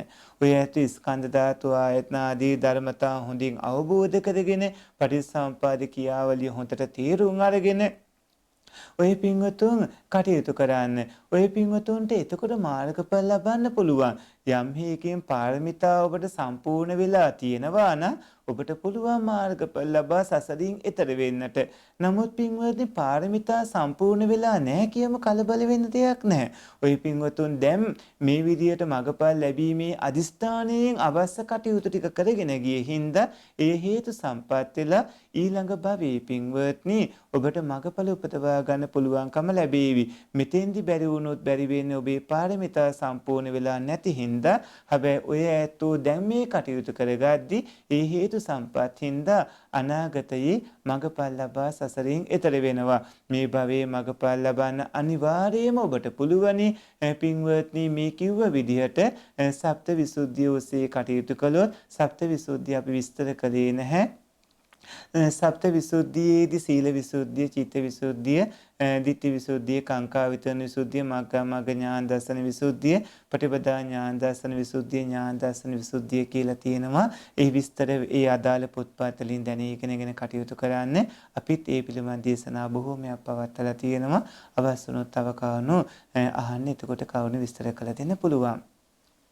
සත්පුරුෂ පින්වත්නි ඊළඟට අහලා තියෙන ප්‍රශ්නේ තමයි පින්වත් ස්වාමීන් වහන්සේට নমස්කාර වේවා. ධානලාභී යනු කවුරුන්ද?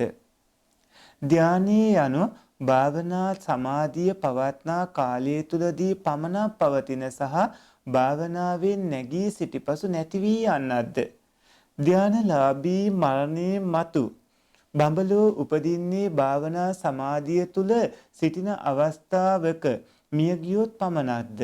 පැහැදිලි කර දෙන සේක්වා තෙරුවන් සරණයි කියලා. පින්වත්නි ධානලාභී යනු කවුද? හිත එක අරමුණක් ඔස්සේ තබාගෙන හිතේ තියෙන தත්ත්වේ වෙනස් කර හිත දියුණු කරගෙන පින්වත්නි ධාන උපදවා ගන්නවා. පරිකරම නිමිති, උද්ඝාන නිමිති පහ කරගෙන ප්‍රතිභාග නිමිති, උපචාර සමාධි පහ කරගෙන දියුණු වන යෝගාවචරයාගේ පින්වත්නි සිත ඒ භාවනාවට ගත්ත එකම අරමුණට නැවත නැවත නන්වන එක විතක්කේ වෙනවා. නැවත නැවත නංවමින් විතක්කේ බලවත් තත්ත්වයටපත් කරගද්දී එයාගේ චිත්තසංතතියෙන් තින මිද්ද නීවරණේ යටපත් කළා නැති කළා දානවා. ඒ වගේම මේ සිත නැන්නු අරමුණේ පින්වත්නි නැවත නැවත හසුරවන ධර්මයේ ඇවිල්ලා විචාරයේ දියුණු වෙනකොට විචිකිච්ඡා නීවරණේ නැති වෙලා යනවා. ඊට පස්සේ අරමුණේ සිත පිනවනවා. ඒක පීතිය. පීති චෛසිකේ දියුණු වෙනකොට මේ අරමුණේ සිත පිනවනවා, ප්‍රබෝධමත් කරවනවා. ඒකෙන් ව්‍යාපාද නීවරණේ යටපත් කරනවා.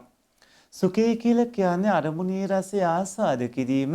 මේකෙන් පින්වත්නි උද්ධච්ච කුක්කුච්ච නීවරණේ නැති කළා දානවා. ඒකාග්‍රතාවයෙන් කියන්නේ පින්වත්නි සිතේ එක අරමුණක තබා ගැනීම. මේකෙන් කාමච්ඡන්දේ යටපත් කළා දානවා. එතකොට ධානලාභීන් කියලා කියන්නේ ඔය කිව්ව විතක්ක ਵਿਚාර පීති සුඛ ඒකාග්‍රතා කියන අංග පහම සමව පවතින පින්වත්නි කාමාවචර ස්වභාවයට වඩා පින්වත්නි රූපාවචර තත්ත්වයකට තමන්ව දියුණු කරගත් අර්පණාව පතවාගත්ත උතුම් පුද්ගලයෝ. එතකොට ධානලාභීන් කිව්වහම අපිට රූපාවචර ධානලාභීන් හම්බ වෙනවා, අරූපාවචර ධානලාභීන් හම්බ වෙනවා. ධානය යනු භාවනා සමාධිය පවත්නා කාලය තුලදී පමණක් පවතින සහ භාවනාවෙන් නැගී සිටපසු නැති වී යන්නක්ද කියලා ඇහුවොත් ධ්‍යාන භාවනා කියන්නේ සමාධිය පවතින කාලය තුලදී පින්වත්නි නීවරණියෝ නැති කරගෙන විතක්ක ਵਿਚාර පීසුක ඒකාග්‍රතා හෝ විචාර පීසුක ඒකාග්‍රතා හෝ පීසුක ඒකාග්‍රතා හෝ සුඛ ඒකාග්‍රතා හෝ ආදී විදිහට පින්වත්නි උපදවාගෙන දියුණු වෙවි කටයුතු කරන්න පුළුවන් අවස්ථාව.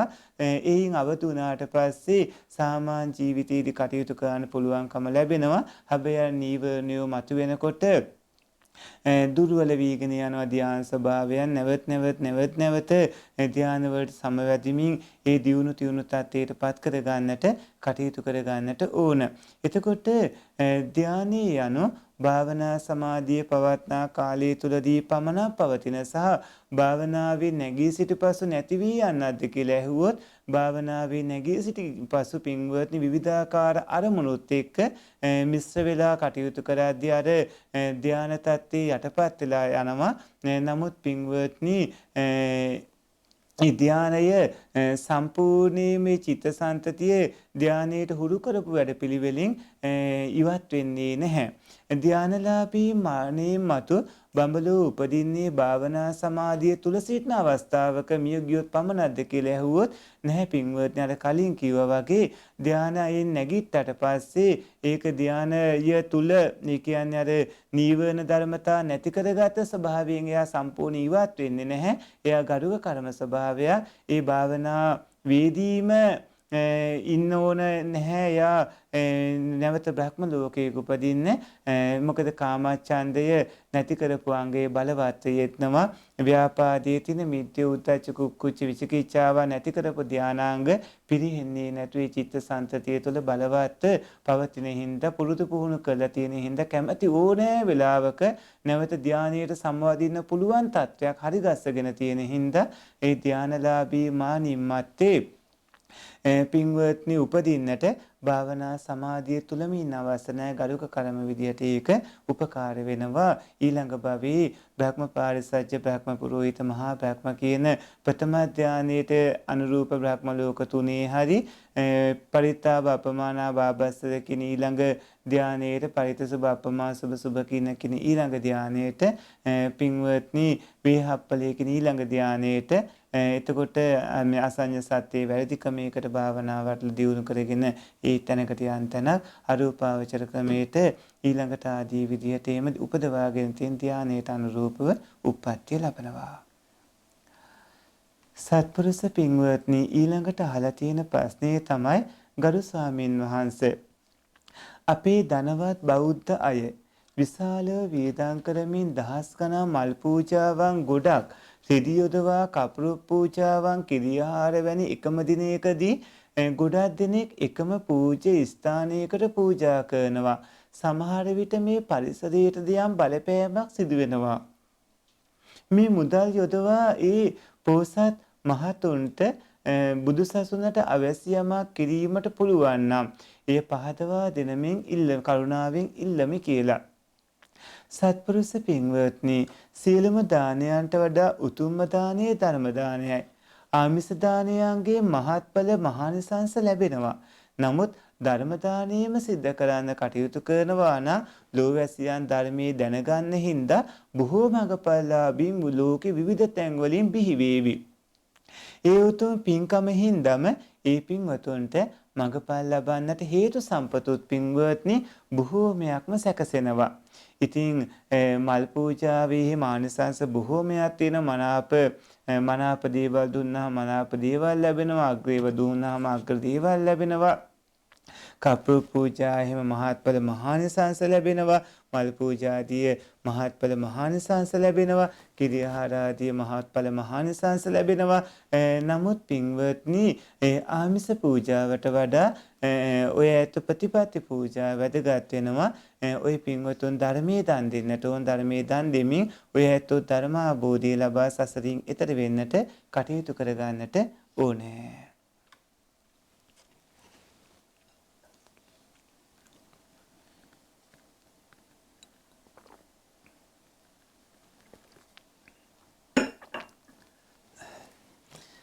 සත්පුරුෂ පින්වත්නි ඊළඟට අහලා තියෙන ප්‍රශ්නේ තමයි පින්වත් ස්වාමින් වහන්සේ ආර්ය අෂ්ටාංගික මාර්ගයේ අනුගමනය කිරීමෙන් අරහත්වේ සාක්ෂාත් කරන ආකාරයේ කෙටියෙන් පහදා දෙන්න. සත්පුරුෂ පින්වත්නි, සම්මා දිට්ඨිය තුල ඔබ ඉන්නට ඕනේ. සම්මා දිට්ඨිය ඇති කරගන්න යෝනිසෝ මනසිකාරය ඕන. යෝනිසෝ මනසිකාරය ඇති කරගන්න පරතෝ ഘോഷය ඕන. පරතෝ ഘോෂය කියන්නේ ඔය ඇත්ත ධර්මයේ අහන්න ඕනේ. ධර්මය ඉගෙන ගන්නට ඕන. ධර්මයේ දැන කියා ගන්නට ඕන. එතකොට ඔය ඇත්තන්ට ධර්මයේ දැනගත්තාම පුළුවන්කම ලැබෙනවා උපාය මානසිකාරය නැත්නම් යෝනිසෝ මානසිකාරයෙන් කොහොමද කටයුතු කරන්න කියලා දැනගෙන ඒ අනුව කටයුතු කරගන්න. යෝනිසෝ මානසිකාරයෙන් කටයුතු කරගන්න ඔය පින්වතුන් සම්මා දිට්ඨිය ඇති කරගන්න ඕන. එතෙන්දී කර්මඵල විපාක දෙන විදිහ ගැන නිවැරදික්මක් ඇති කරගන්නට ඕන. ඒ වගේම ධානා මාර්ගඵල චතුරාර්ය සත්‍ය ධර්මයේ ගැන නිවැරදි දැක්මක් ඔය ඇත්තෝ ඇති කරගන්නට ඕන.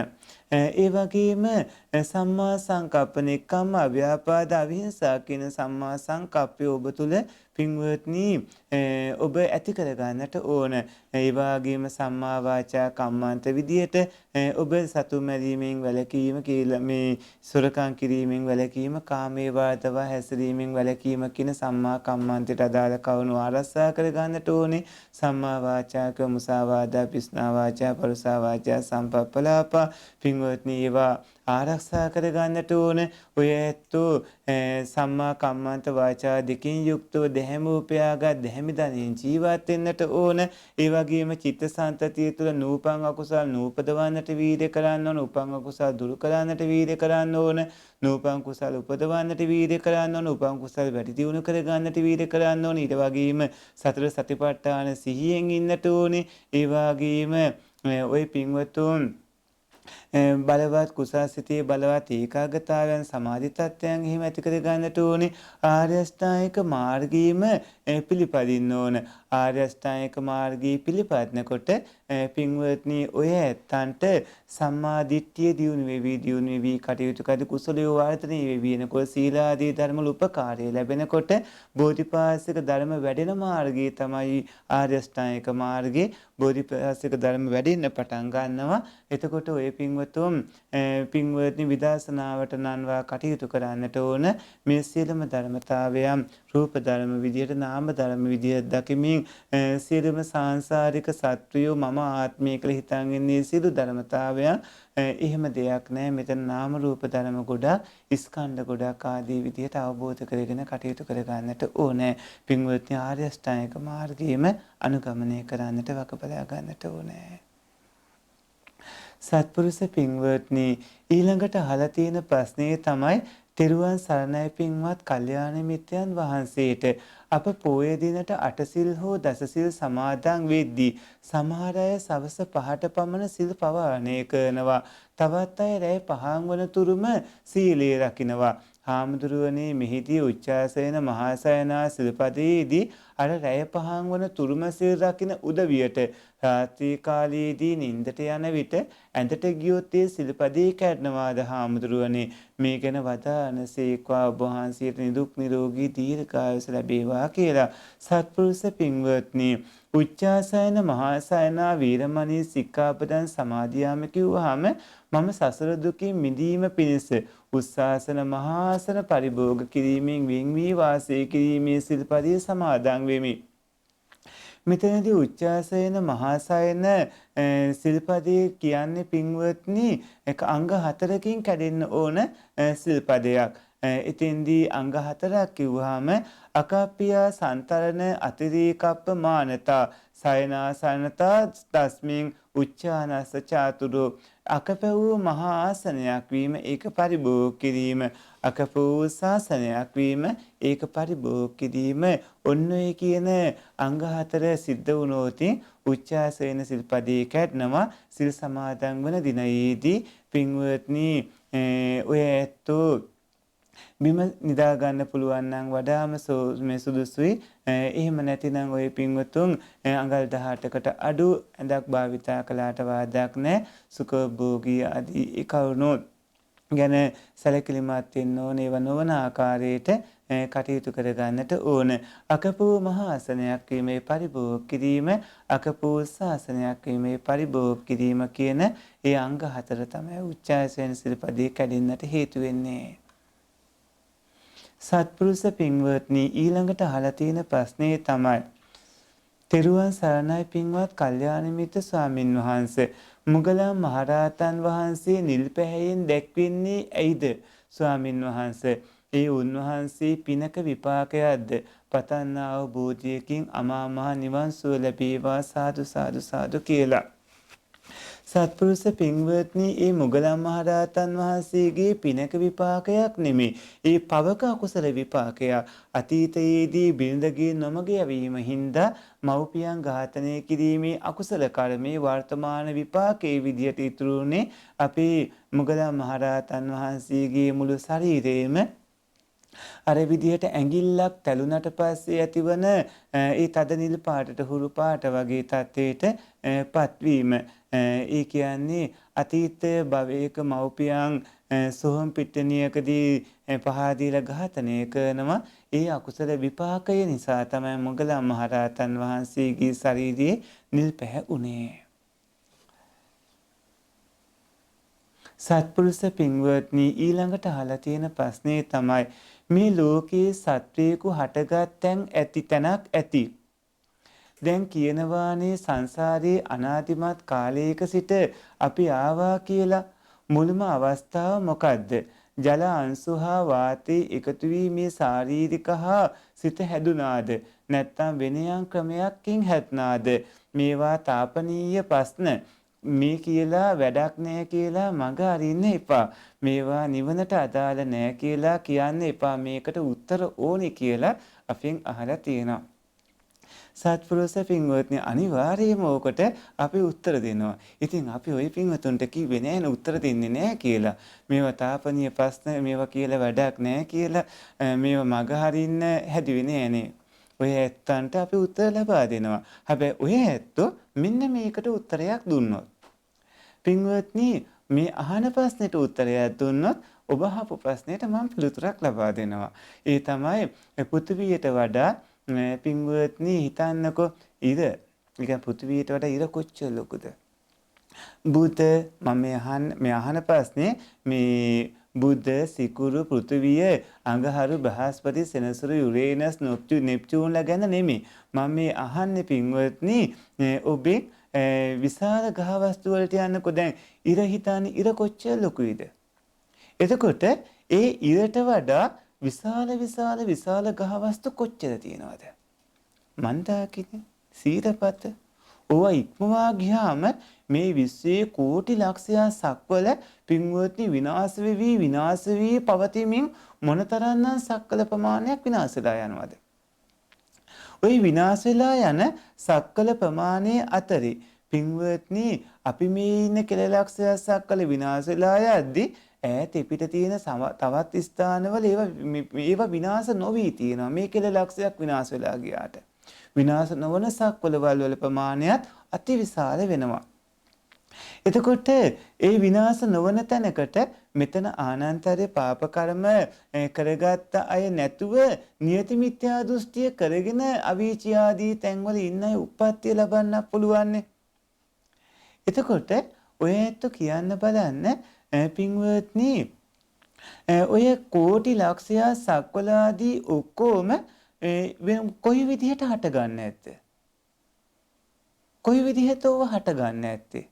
කවුරු එමෙව්වා කියලා ඔබ හිතනවාද? එහෙම නැත්නම් ඔයතු ඉබේ ඕව හටගත්ත කියලා හිතනවාද?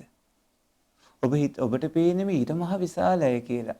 හැබැයි මේ විශ්වීය ලෝක ධාතුවේ තියෙන පින්වත්නි විවිධාකාර ගහලෝක විවිධාකාර වස්තු හොයාගෙන ගියාම ඔය ඇත්තන්ට හම්බ වෙයි ඒ වස්තු ඉස්සරහ ඉර නිකන් වැලි කැටයක් තරම්වත් නැහැ කියලා. දුවිල්ලකටවත් ගන්න බැරි තරමටම අර මහ විශාල දැවැන්ත මිනිස්සු මේ ගහලෝක වස්තු ඒ වගේම විවිධාකාර ස්වභාවයන් පින්වත්නි මේ විශ්වය තුල විහිදලා තියෙනවා. එතකොට ඒවා හටගත්තේ කොහොමද? ඔබට හම්බ වෙන්නේ ඒ ගහලෝක ආදී හටගත්තේ පින්වත්නි හේතුඵල ධර්මයන්ගේ ක්‍රියාවලියක් කියලා. ඒ සියල්ලකීම සිද්ධ වෙන්නේ හේතුඵල ධර්මයන්ගේ ක්‍රියාවලියක් වෙනත් දෙයක් ඔබට කියන්න නැහැ. ඔබට හම්බ වෙන්නේ යම් ධර්මතාවයක් හටගත්තා නම් ඒට හේතුවක් තිබුණා කියා. පත්‍ය ධර්මයක් ඔය ඇත්තන්ට හම්බ වෙන්නම ඕන. සත්පුරුෂ පින්වත්නි ඒ ඇරෙන්න ඔබට කවුරු හරි නිර්මාණය කරපු කෙනෙක් හම්බ වෙන්නේ නැහැ. මැවුම් කරුවෙක් ගැන එහෙම නැත්නම් ඉබේ හැදෙන දෙයක් ගැන එහෙම නැත්නම් පින්වත්නි කුමන හරි ඒ වගේ දෙයක් ගැන ඔය ඇත්තන්ට තියෙන මතය මොකද්ද කියලා කියන්න.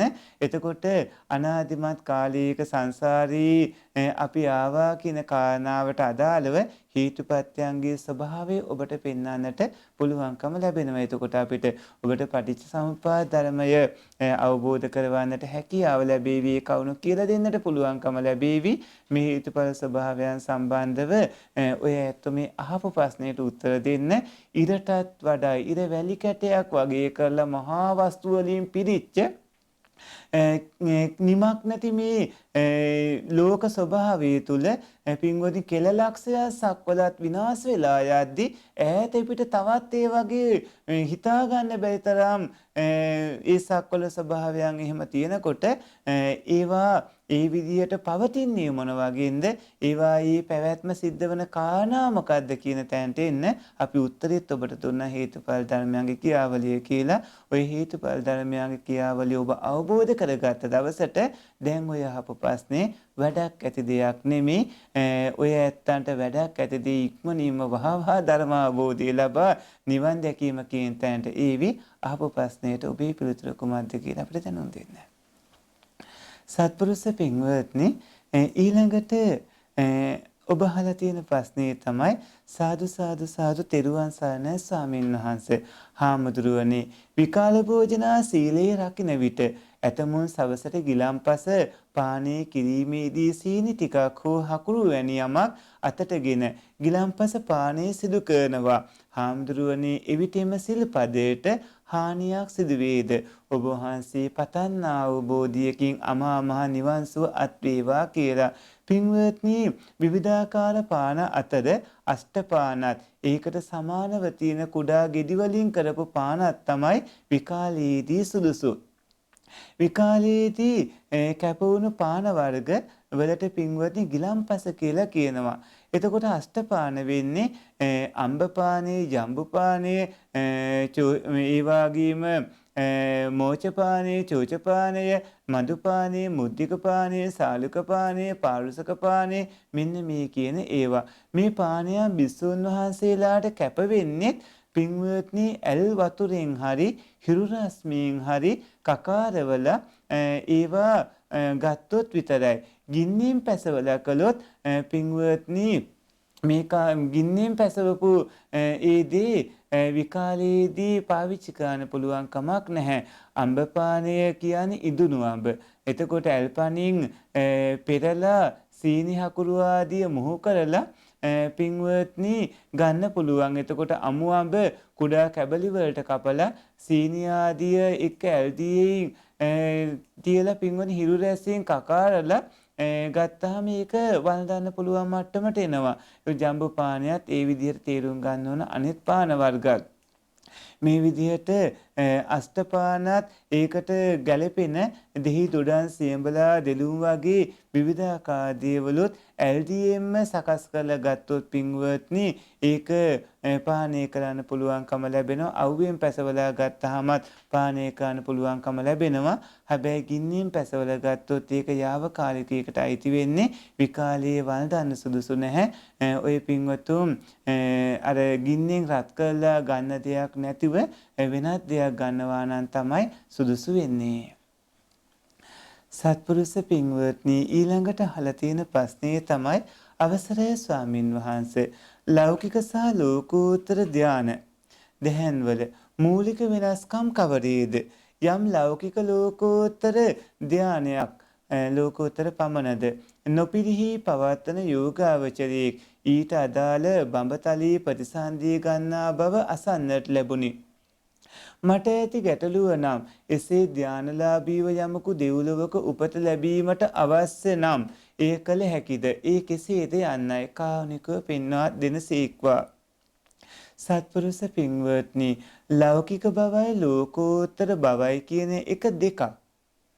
එතකොට ලෞකික සහ ලෝකෝත්තර ධාන ගැන ඇහුවාම ලෞකික ධාන වෙන්නේ මගඵල නොලබා ධාන උපදවා ගත්ත කෙනාගේ ධාන.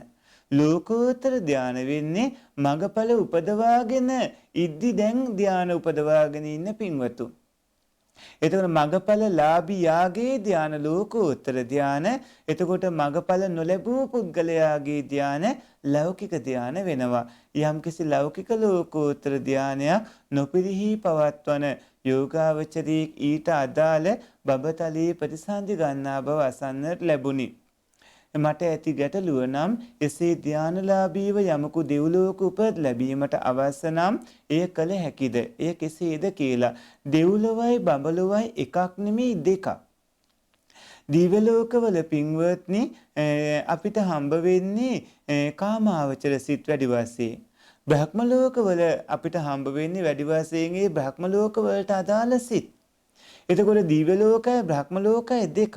බ්‍රහ්ම ලෝකවල උපදින්නේ එක අරමුණක් ඔස්සේ සිත දියුණු කරගෙන කටයුතු කරගත්තොත් ඒ රූපාවචර ධාන. එහෙම නැත්නම් පින්වත්නි අරමුණ වෙනස් කරලා අරූපාවචර ධාන උපදවාගෙන කටයුතු කළොත් ඒ ධානයට ගැලපෙන විදිහට උප්පත්ති ලබන්න පුළුවන්කම ලැබෙනවා. හැබැයි දිව්‍ය ලෝකවල උපදින්නේ සද්ධා සීල සුත ත්‍යාග ප්‍රඥාදී ඒ ධර්මතා දියුණු කරගෙන කටයුතු කරගත්තාම ඒ කුසලියෝ හින්දා දිව්‍ය ලෝකයක උප්පත්ති ලබන්න පුළුවන්කම ලැබෙනවා.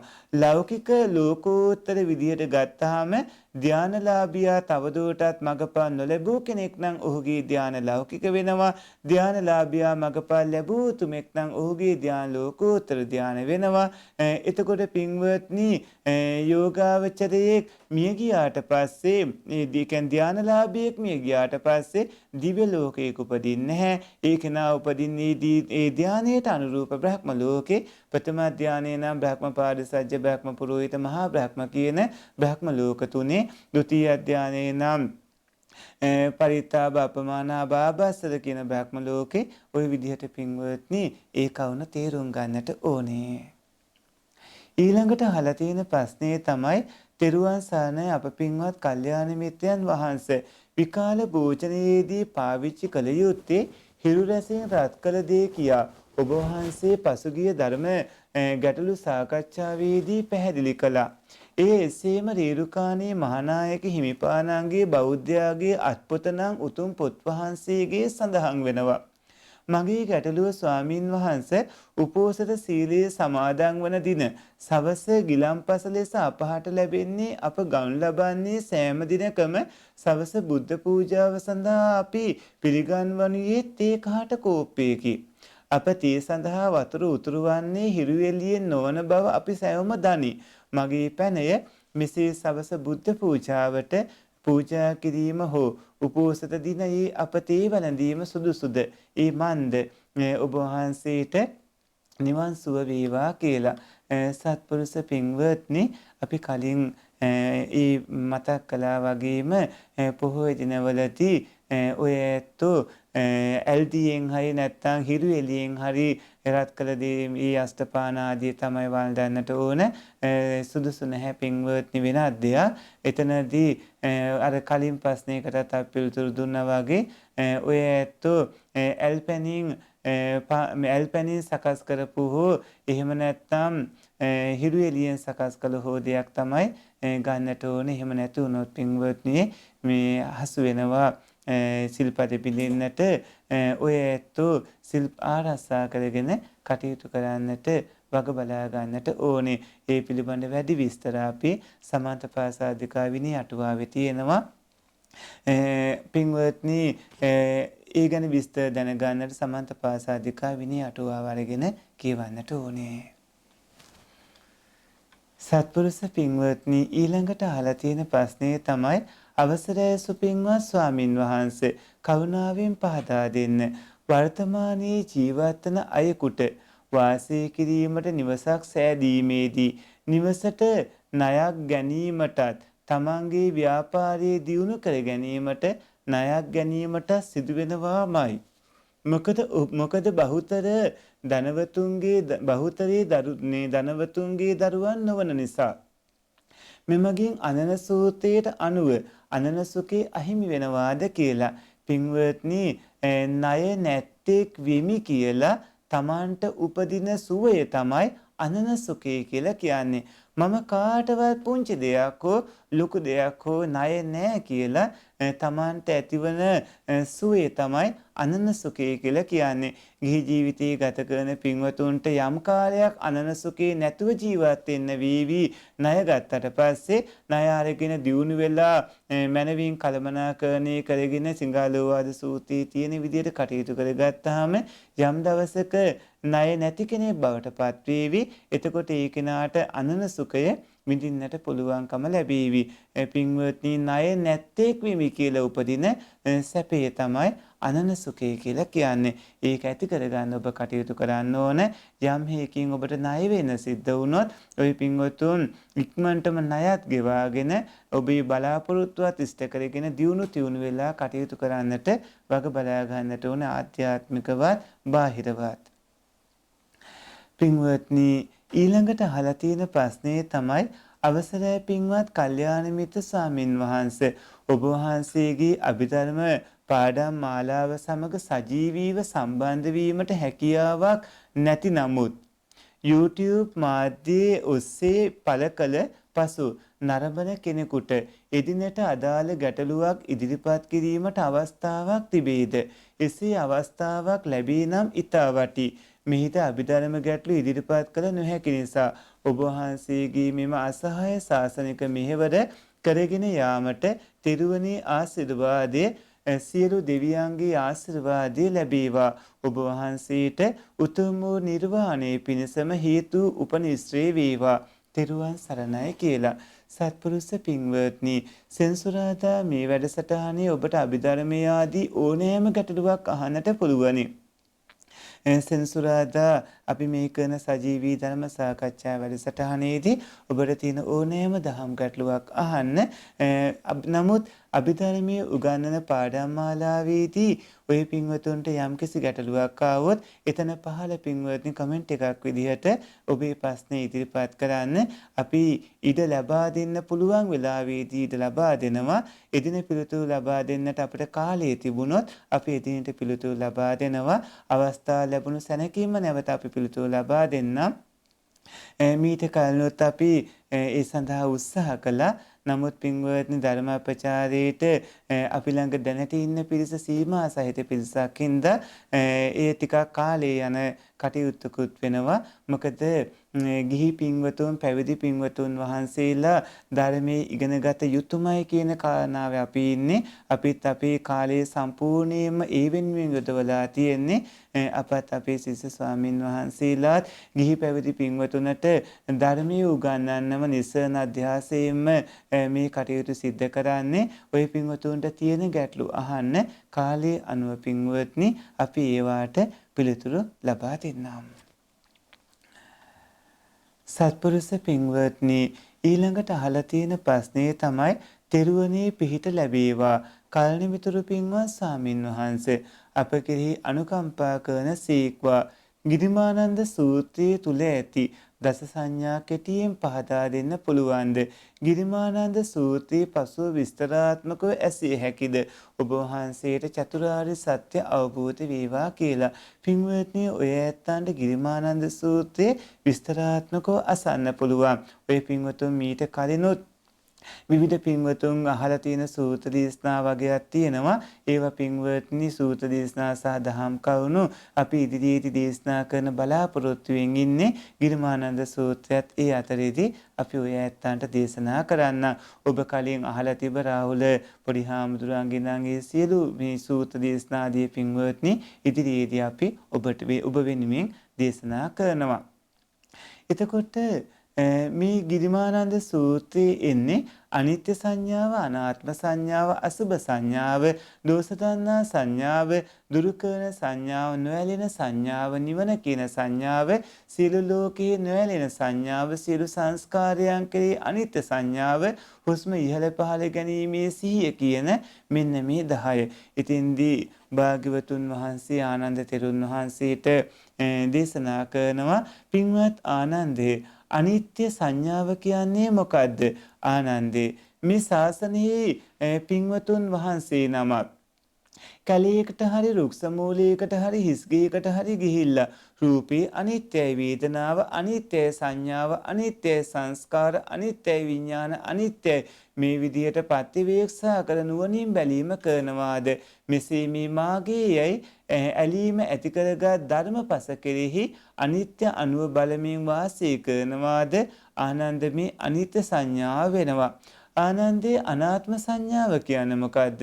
ආනන්දේ මේ ශාසනයේ පැවිදි පින්වතුන් වහන්සේ කැලයකට රුක්ෂ මූලයකට හිස්කයකට ඒ වගේම පාළු තැනකට ගිහිල්ලා ඇස අනාත්මයි, රූපේ අනාත්මයි, කන අනාත්මයි, ශබ්දේ අනාත්මයි, නාසය අනාත්මයි, ගන්ධය අනාත්මයි, දිව අනාත්මයි, රසය අනාත්මයයි, ශරීරයේ අනාත්මයි, ස්පර්ශය අනාත්මයයි, සිත අනාත්මයයි, සිතට වැටහෙන දේ අනාත්මයයි මේ විදිහට කල්පනා කරනවාද?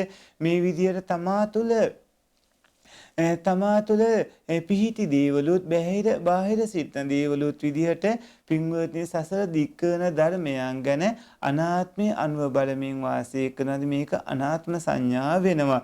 මේ ආදී විදිහට පින්වත්නි අනිත් කාරණාත් ඔය ඇතු තේරුම් ගන්නට ඕනේ. අපි ඉදිරියේ ගිරමානන්ද සූත්‍රයෙන් ධර්ම දේශනා පවත්වන්නම්. සත්පුරුෂ පින්වත්නි ඊළඟට අහලා තියෙන ප්‍රශ්නේ තමයි අවසරයි පින්වත් කල්යාණ මිත්‍ර ස්වාමින් වහන්සේ කරුණාවෙන් පහදා දෙනු මැනවි. ඇතම් අසපුවල මින් සිංහල පිරිත් කීම සුදුසුද? ඔබ වහන්සේ පතන බෝධියකින් සසර දුකින් මිදෙත්තා. පින්වත්නි ඒ ප්‍රශ්නයේදී පිරිත් කිව යුත්තේ පාලි භාෂාවෙන්. පාලි භාෂාවෙන් තිබූ අටුවා හෙළටුවා විදිහට පවත්වාගෙන ඇවිල්ලා පින්වත්නි නැවත පාලි භාෂාවට හරවනකොට කී දෙනෙක් නම් අද වර්තමානයේ එක ප්‍රශ්නයක් කරගෙන තියෙනවද? අනාගතයේත් අනවශ්‍ය ගැටලු නිර්මාණය වෙනවා. පින්වත්නි පාලි භාෂාවෙන් තියෙන ඒ පිරිත් ආදිය සිංහලෙන් කියන්නට යනකොට ඒක සුදුසු දෙයක් නෙමෙයි. ධර්ම දේශනාවක් විදිහට පවත්වන්න පුළුවන් ආරස්සක පිරිත් විදිහට පින්වත්නි භාවිතා කරන්න නම් භාග්‍යවතුන් වහන්සේ දේශනා කළ භාෂාවෙන්ම තියෙනට ඕන. භාග්‍යවතුන් වහන්සේ දේශනා කරපු භාෂාවෙන්ම පිරිත් සජ්ජායනා කළ යුතුයි. ඒක සිංහලෙන් කියන එකේ තේරුමක් වෙන්නේ නැහැ. සිංහලෙන් කියනකොට ඒක ධර්ම දේශනාවක් වෙනවා. අතෙන්දී ආරස්සාවට තියෙන පරිසමාන්තතෝ තයති රක්කතිති පරිත්තං විදියට ආරක්ෂාවට තියෙන පිරිත් දේශනාව ඒ විදියට සජ්ජායනා කරන්නට ඕන පාලි භාෂාවෙන්ම. පින්වත්නි ඊළඟට අහලා තියෙන ප්‍රශ්නේ තමයි අවසර හාමුදුරුවනේ අද ධර්මදේශනයේ පැවසුවා අතීතයකුත් අනාගතයකුත් පවතින්නේ නැති බව. නමුත් හාමුදුරුවනේ හිත දියුණු කරගත් මිනිසෙකුට යම්කිසි මිනිසෙකුගේ අනාගතයේ අතීතය ගැන පැවසීමට හැකි. කෙසේද මගේ පැනය වේ? මම මේ අත්විඳ ඇත. මේ පහදා දෙනු මැනවි කියලා. සත්පුරුෂ පින්වත්නි ඒකට ඔය ඇත පූර්වාන්තය අපරාන්තය පූර්වාපරාන්තය අවබෝධ කරගන්න. එතකොට ඔය ගැටලුව විසඳෙනවා. ඒ පින්වත් ස්වාමින් වහන්සේ විසින් දේශනා කළ තියෙන කාරණාව නිවැරදි. මොකද අතීතයකුත් අනාගතයකුත් පවතින්නේ නැහැ. මේ මොහොතේ පින්වත්නි ධර්මතා හට ගන්නවා නැතුව යනවා. හැබැයි ධර්මතා වැඩපිළිවෙලේ පැවැත්මක් පින්වත්නි අතීතයේදී සිද්ධ වෙලා තියෙනවා. අනාගතයේදී සිද්ධ වෙනවා. මේ මොහොතේදී රූප ධර්මතා කම්මචිත්ත ඍතු ආහාර කියන හේතුන්ගෙන් හට ගන්නා වගේම හටගත්ත ගමන්ම නැතිව යනවා. වේදනා සංඥා සංකාර විඥාන ධර්මතාත් හටගත්ත ගමන්ම නැතිව යනවා. එතකොට මේ ඇතිව නැතුව යන ධර්මතාවයන්ගේ අතීතයේ ඒ කියන්නේ මේ මොහොතේ ඇතිව නැතුව යන ධර්මතාවයේ මීට සුළු මොහොතකට කලින් ඇතිව නැතුව ගිය මීට මාසයකට කලින් අවුරුද්දකට කලින් අවුරුදු ගණනාවකට කලින් පින්වත්නි ඇතිව නැතුව ගිය කලින් භවයේ තේම ඊට පිට භවයේ තේම ඊට පිට භවයේ තේමයි. ඒතකොට හිත දියුණු කරගත් අභිඥාලාභියට පුළුවන්කම ලැබෙනවා ඒ විදිහට අතීතයේ ඇතිව නැතුව ගිය ධර්මතා සියල්ලම වටහාගෙන කටයුතු කරගන්නට අනාගතයටත් වර්තමානයටත් අදාළව ඒකේ විදිහට ඔය පින්වතුන් තේරුම් ගන්නට ඕනේ. පින්වත්නි හිත දියුණු කරගත් මිනිසෙකුට යම්කිසි මිනිසෙකගේ අනාගතයේ අතීතයේ පවසන්න පුළුවන් වගේ පින්වත්නි අතීතයත් අනාගතයත් නැත්නම් ඒක වෙන්නේ කොහොමද කියලා ඇහුවොත් අතීතය කියලා ස්ථීරව තියෙන ධර්මතාවයක් ඔබට හම්බ වෙන්නේ අනාගතය කියලා ස්ථීරව අනාගතයේ තියෙන පුළුවන් ධර්මතාවයක් ඔබට හම්බ වෙන්නේ නැහැ. නමුත් ওই පින්වතුන්ට හම්බ වෙනව ඇතුව නැතුව යන ධර්මතා ගොඩක් ඇතුව නැතුව යන හේතුඵල ධර්මයන්ගේ ක්‍රියාකාරීත්වයට නිත්‍ය දෙයක් විදිහට ආරෝපණය කරන්න ගත්තොත් ඒක මිත්‍යාවක් වෙනවා. පින්වත්නි ඊළඟට අහලා තියෙන ප්‍රශ්නේ තමයි ස්වාමීන් වහන්සේ මා එක් අවස්ථාවක ධර්ම දේශනාවකදී ඇසුවා ත්‍රිවේදයන් ගැන ධර්මයේ සඳහන් වෙනවා කියලා දජග්ග සූත්‍ර දේශනාව තුල එසේනම් දජග්ග සූත්‍රයේ පජාපතිස්ස වරුණස්ස ඊසානස්ස නමින් දක්වන්නේ ඔවුන්ද ඒ සඳහා ඔබ වහන්සේගේ පැහැදිලි කිරීම බලාපොරොත්තු වෙමි තෙරුවන් සරණයි කියලා කරුණාවන්ත ගුණබර සත්පුරුෂ පින්වත්නි පජාපතිස්ස වරුණාසවා දේවරාජස්ස ඊසානසවා දේවරාජස්ස ආදී විදිහට ආවේ දෙවරුන්ගේ නාම ලේඛනේ. ඒතකොට පජාපතිස්ස වරුණස්ස දේවරාජස්ස වගේ දෙවරුන්ගේ නාමාවලියයි මෙතන කියන ත්‍රිවේදයයි පින්වත්නි දෙකක්. ත්‍රිවේදය කියන්නේ රික් යජුර් සාමන් කියන වේදගාන්ත තුනට. එතකොට ඍග්වේදයේ 1500 ඒ කියන්නේ බුදුරජාණන් වහන්සේ පහළ වෙන්න වසර 1500කට විතර කලින් නිර්මාණය වුණා කියලා තමයි කියන්නේ. එතකොට ඍග් යජුර් සාමන් කියන වේද තුන තමයි ත්‍රිවේදය කියලා කියන්නේ. ත්‍රිවේද පාරපාප්ත වෙන්න නම් මේ ඍග් යජුර් සාමන් කියන වේද තුන දැන ඉගෙන ගන්නට ඕන අංග සම්පූර්ණවම අතරවන් වේද පසු කාලීනව සකස් වෙලා තියෙන්නේ. එතකොට චතුරු වේදේ වෙන්නේ මෙතන ත්‍රිවේදය ගැන කිව්වහම ත්‍රිවේදයයි දජග්ග සූත්‍රයේ සඳහන් වන පජාපතිස්ස වරුණස්ස ඊසානස්ස කියන එකයි පින්වත්නි දෙකක්. පජාපතිස්ස කියන්නේ දෙවි කෙනෙක්ගේ නමක් වරුණස්ස කියන්නේ ඊසානස්ස කියන්නේ දෙවිවරුන්ගේ නම් ත්‍රිවේදය කියන්නේ පින්වත්නි දෙවිවරුන්ගේ නම් නෙමේ. ඒ දහම සඳහන් වන ධර්ම ග්‍රන්ථවල නම් ඍග් යජුර් සාමන් කියන වේද ග්‍රන්ථවල තමයි ඔවුන්ගේ වේදේ සඳහන් වෙන්නේ. ඊට පස්සේ අහලා තියෙන ප්‍රශ්නේ තමයි බුදුසසුන බැබලේවා අවසරයි කල්යාණ මිත්‍ර පින්වත් ස්වාමින් වහන්සේ සම්බුද්ධ ශාසනයේ අවසානයේ තෙක් පවතින ලක්දිව ස්වාමින් වහන්සේලා හට ඉංග්‍රීසි භාෂාවෙන් බණ කියන්න උගන්වන්නේ නැත්තේ ඇයි? පින්වත් ස්වාමින් වහන්සේ කරුණාවෙන් පහදා දෙන සේක්වා. පින්වත්නි ওই ප්‍රශ්නේ ඔබට විතරක් නෙමෙයි ওই ප්‍රශ්නේ අපිටත් තියෙනවා. ඇයි උගන්වන්නේ නැත්තේ කියලා. සංඝ රත්නයේට ඉංග්‍රීසි දැනුම ලබා දෙන හොඳ වැඩපිළිවෙලක් තියෙනවා නම් සංඝ රත්නය හොඳට ඉංග්‍රීසි දැනගනීවි. ධර්මයේ බොහෝ කාලයක් පවතින වගේම ලෝකේ පුරාම ධර්මයේ පතුරවන්නේ උපකාර වෙනවා. පින්වත්නි ඊළඟට අහලා තියෙන ප්‍රශ්නේ තමයි අවසරයි පින්වත් ස්වාමින් වහන්සේ මගේ මිතුරෙකු සමලිංගික සබඳතා බොහෝම තදින් අනුමත කරනවා. ඒ කාම මිත්‍යාචාරයට අයත් වෙන්නේ නැති බවත් බුද්ධ දේශනාවේ කිසිම තැනක මෙම සම්බන්ධතාවය පාපයක් ලෙස සඳහන් වෙන්නේ නැති බව කියමින් ඔහු මා සමග වාද කරනවා. නමුත් ස්වාමින් වහන්සේ මට තේරෙනවා මේ අනුමත කළ නොහැකි විකෘති කාමයක් බව. මා ඔහුට කොතෙක් අවවාද කළත් බුද්ධ දේශනාවේ එවැනි සඳහනක් නොමැති බව ඔහු දිගින් දිගටම පවසනවා. පින්වත් ස්වාමින් වහන්සේ මා ඔහුට මේ වටහා දිය යුත්තේ කෙසේද? ඔබ වහන්සේ අප කෙරෙහි අනුකම්පාවෙන් මේ වටහා දෙනසේක්වා තෙරුවන් සරණයි කියලා. කරුණාවන්ත ගුණපර පින්වත්නි සමලිංගික සේවනය කියන සම්පූර්ණයෙන්ම වැරදි දෙයක්. උපසම්පදා ස්වාමින් වහන්සේලාගේ පැත්තෙන් එහෙම වච්ච මාර්ගය ආදී විදිහට පින්වත්නි ඒ මාර්ගවලට තලට පමණ ඇතුල් වෙනකොටම උපසම්පදාව නැති වෙලා යන ආකාරයේ සඳහන් වෙනවා. එතනදී උපසම්පදා ස්වාමින් වහන්සේ නමක් නම් පින්වත්නි සමලිංගික සේවනයකදී වුණත් උන්වහන්සේලාගේ උපසම්පදා පවා අහිමි වෙලා යනවා. ඉතින් ගිහි පින්වතුන්ගේ පැත්තෙනොත් ඒ විදිහට බරපතලකම තේරුම් ගන්නට ඕන. පින්වත්නි නතිරාගෝ සමෝ අග්ගේ රාගය හා සමාන ගින්නක් නැහැ. ඔය ඇත්තන් සමලිංගික විදිහට ගත්තාම එතනදී ඇති වෙනවා අධික කාමක ස්වභාවයන් ඒ ගින්න පින්වත්නි ඔබට බොහෝ කාදර පීඩා ඇති කරවනවා. ඔය ඇත්තන්ට බොහෝ හිංසා පීඩා බොහෝ කාදර ඇති කරනවා. ඒ නිසා කිසිම හේතුවක් මත සමලිංගික ස්වභාවයක් ඇති වෙන දෙන්න එපා. එයින් සම්පූර්ණයෙන්ම ඔබේ මිතුරා මුදවා ගන්න. ඒ පින්වත්නි නොවිය යුත්තක් වගේම ඊටාම පහත් ආකාරී ක්‍රියාවක් වෙනවා. විය යුතු දේ තමයි ඒ අඹසැමි ජීවිත ගෙවනවා නම් ඔවුන් කාමයේ වාදව හැසිරෙන්නේ නැතුව ධර්මයේ හැසිරෙන එක. එතකොට විවාහ නොවි ඉන්නවා නම් පින්වත්නි ඔවුන් අබ්‍රහ්මචර්යා සිල්පදේ සමාදන් වෙලා සිල් රකින්න එක තමයි කරන්නට ඕනේ. එතකොටයි බොහෝ ප්‍රතිඵල ලබා ගන්න පුළුවන්කම ලැබෙන්නේ.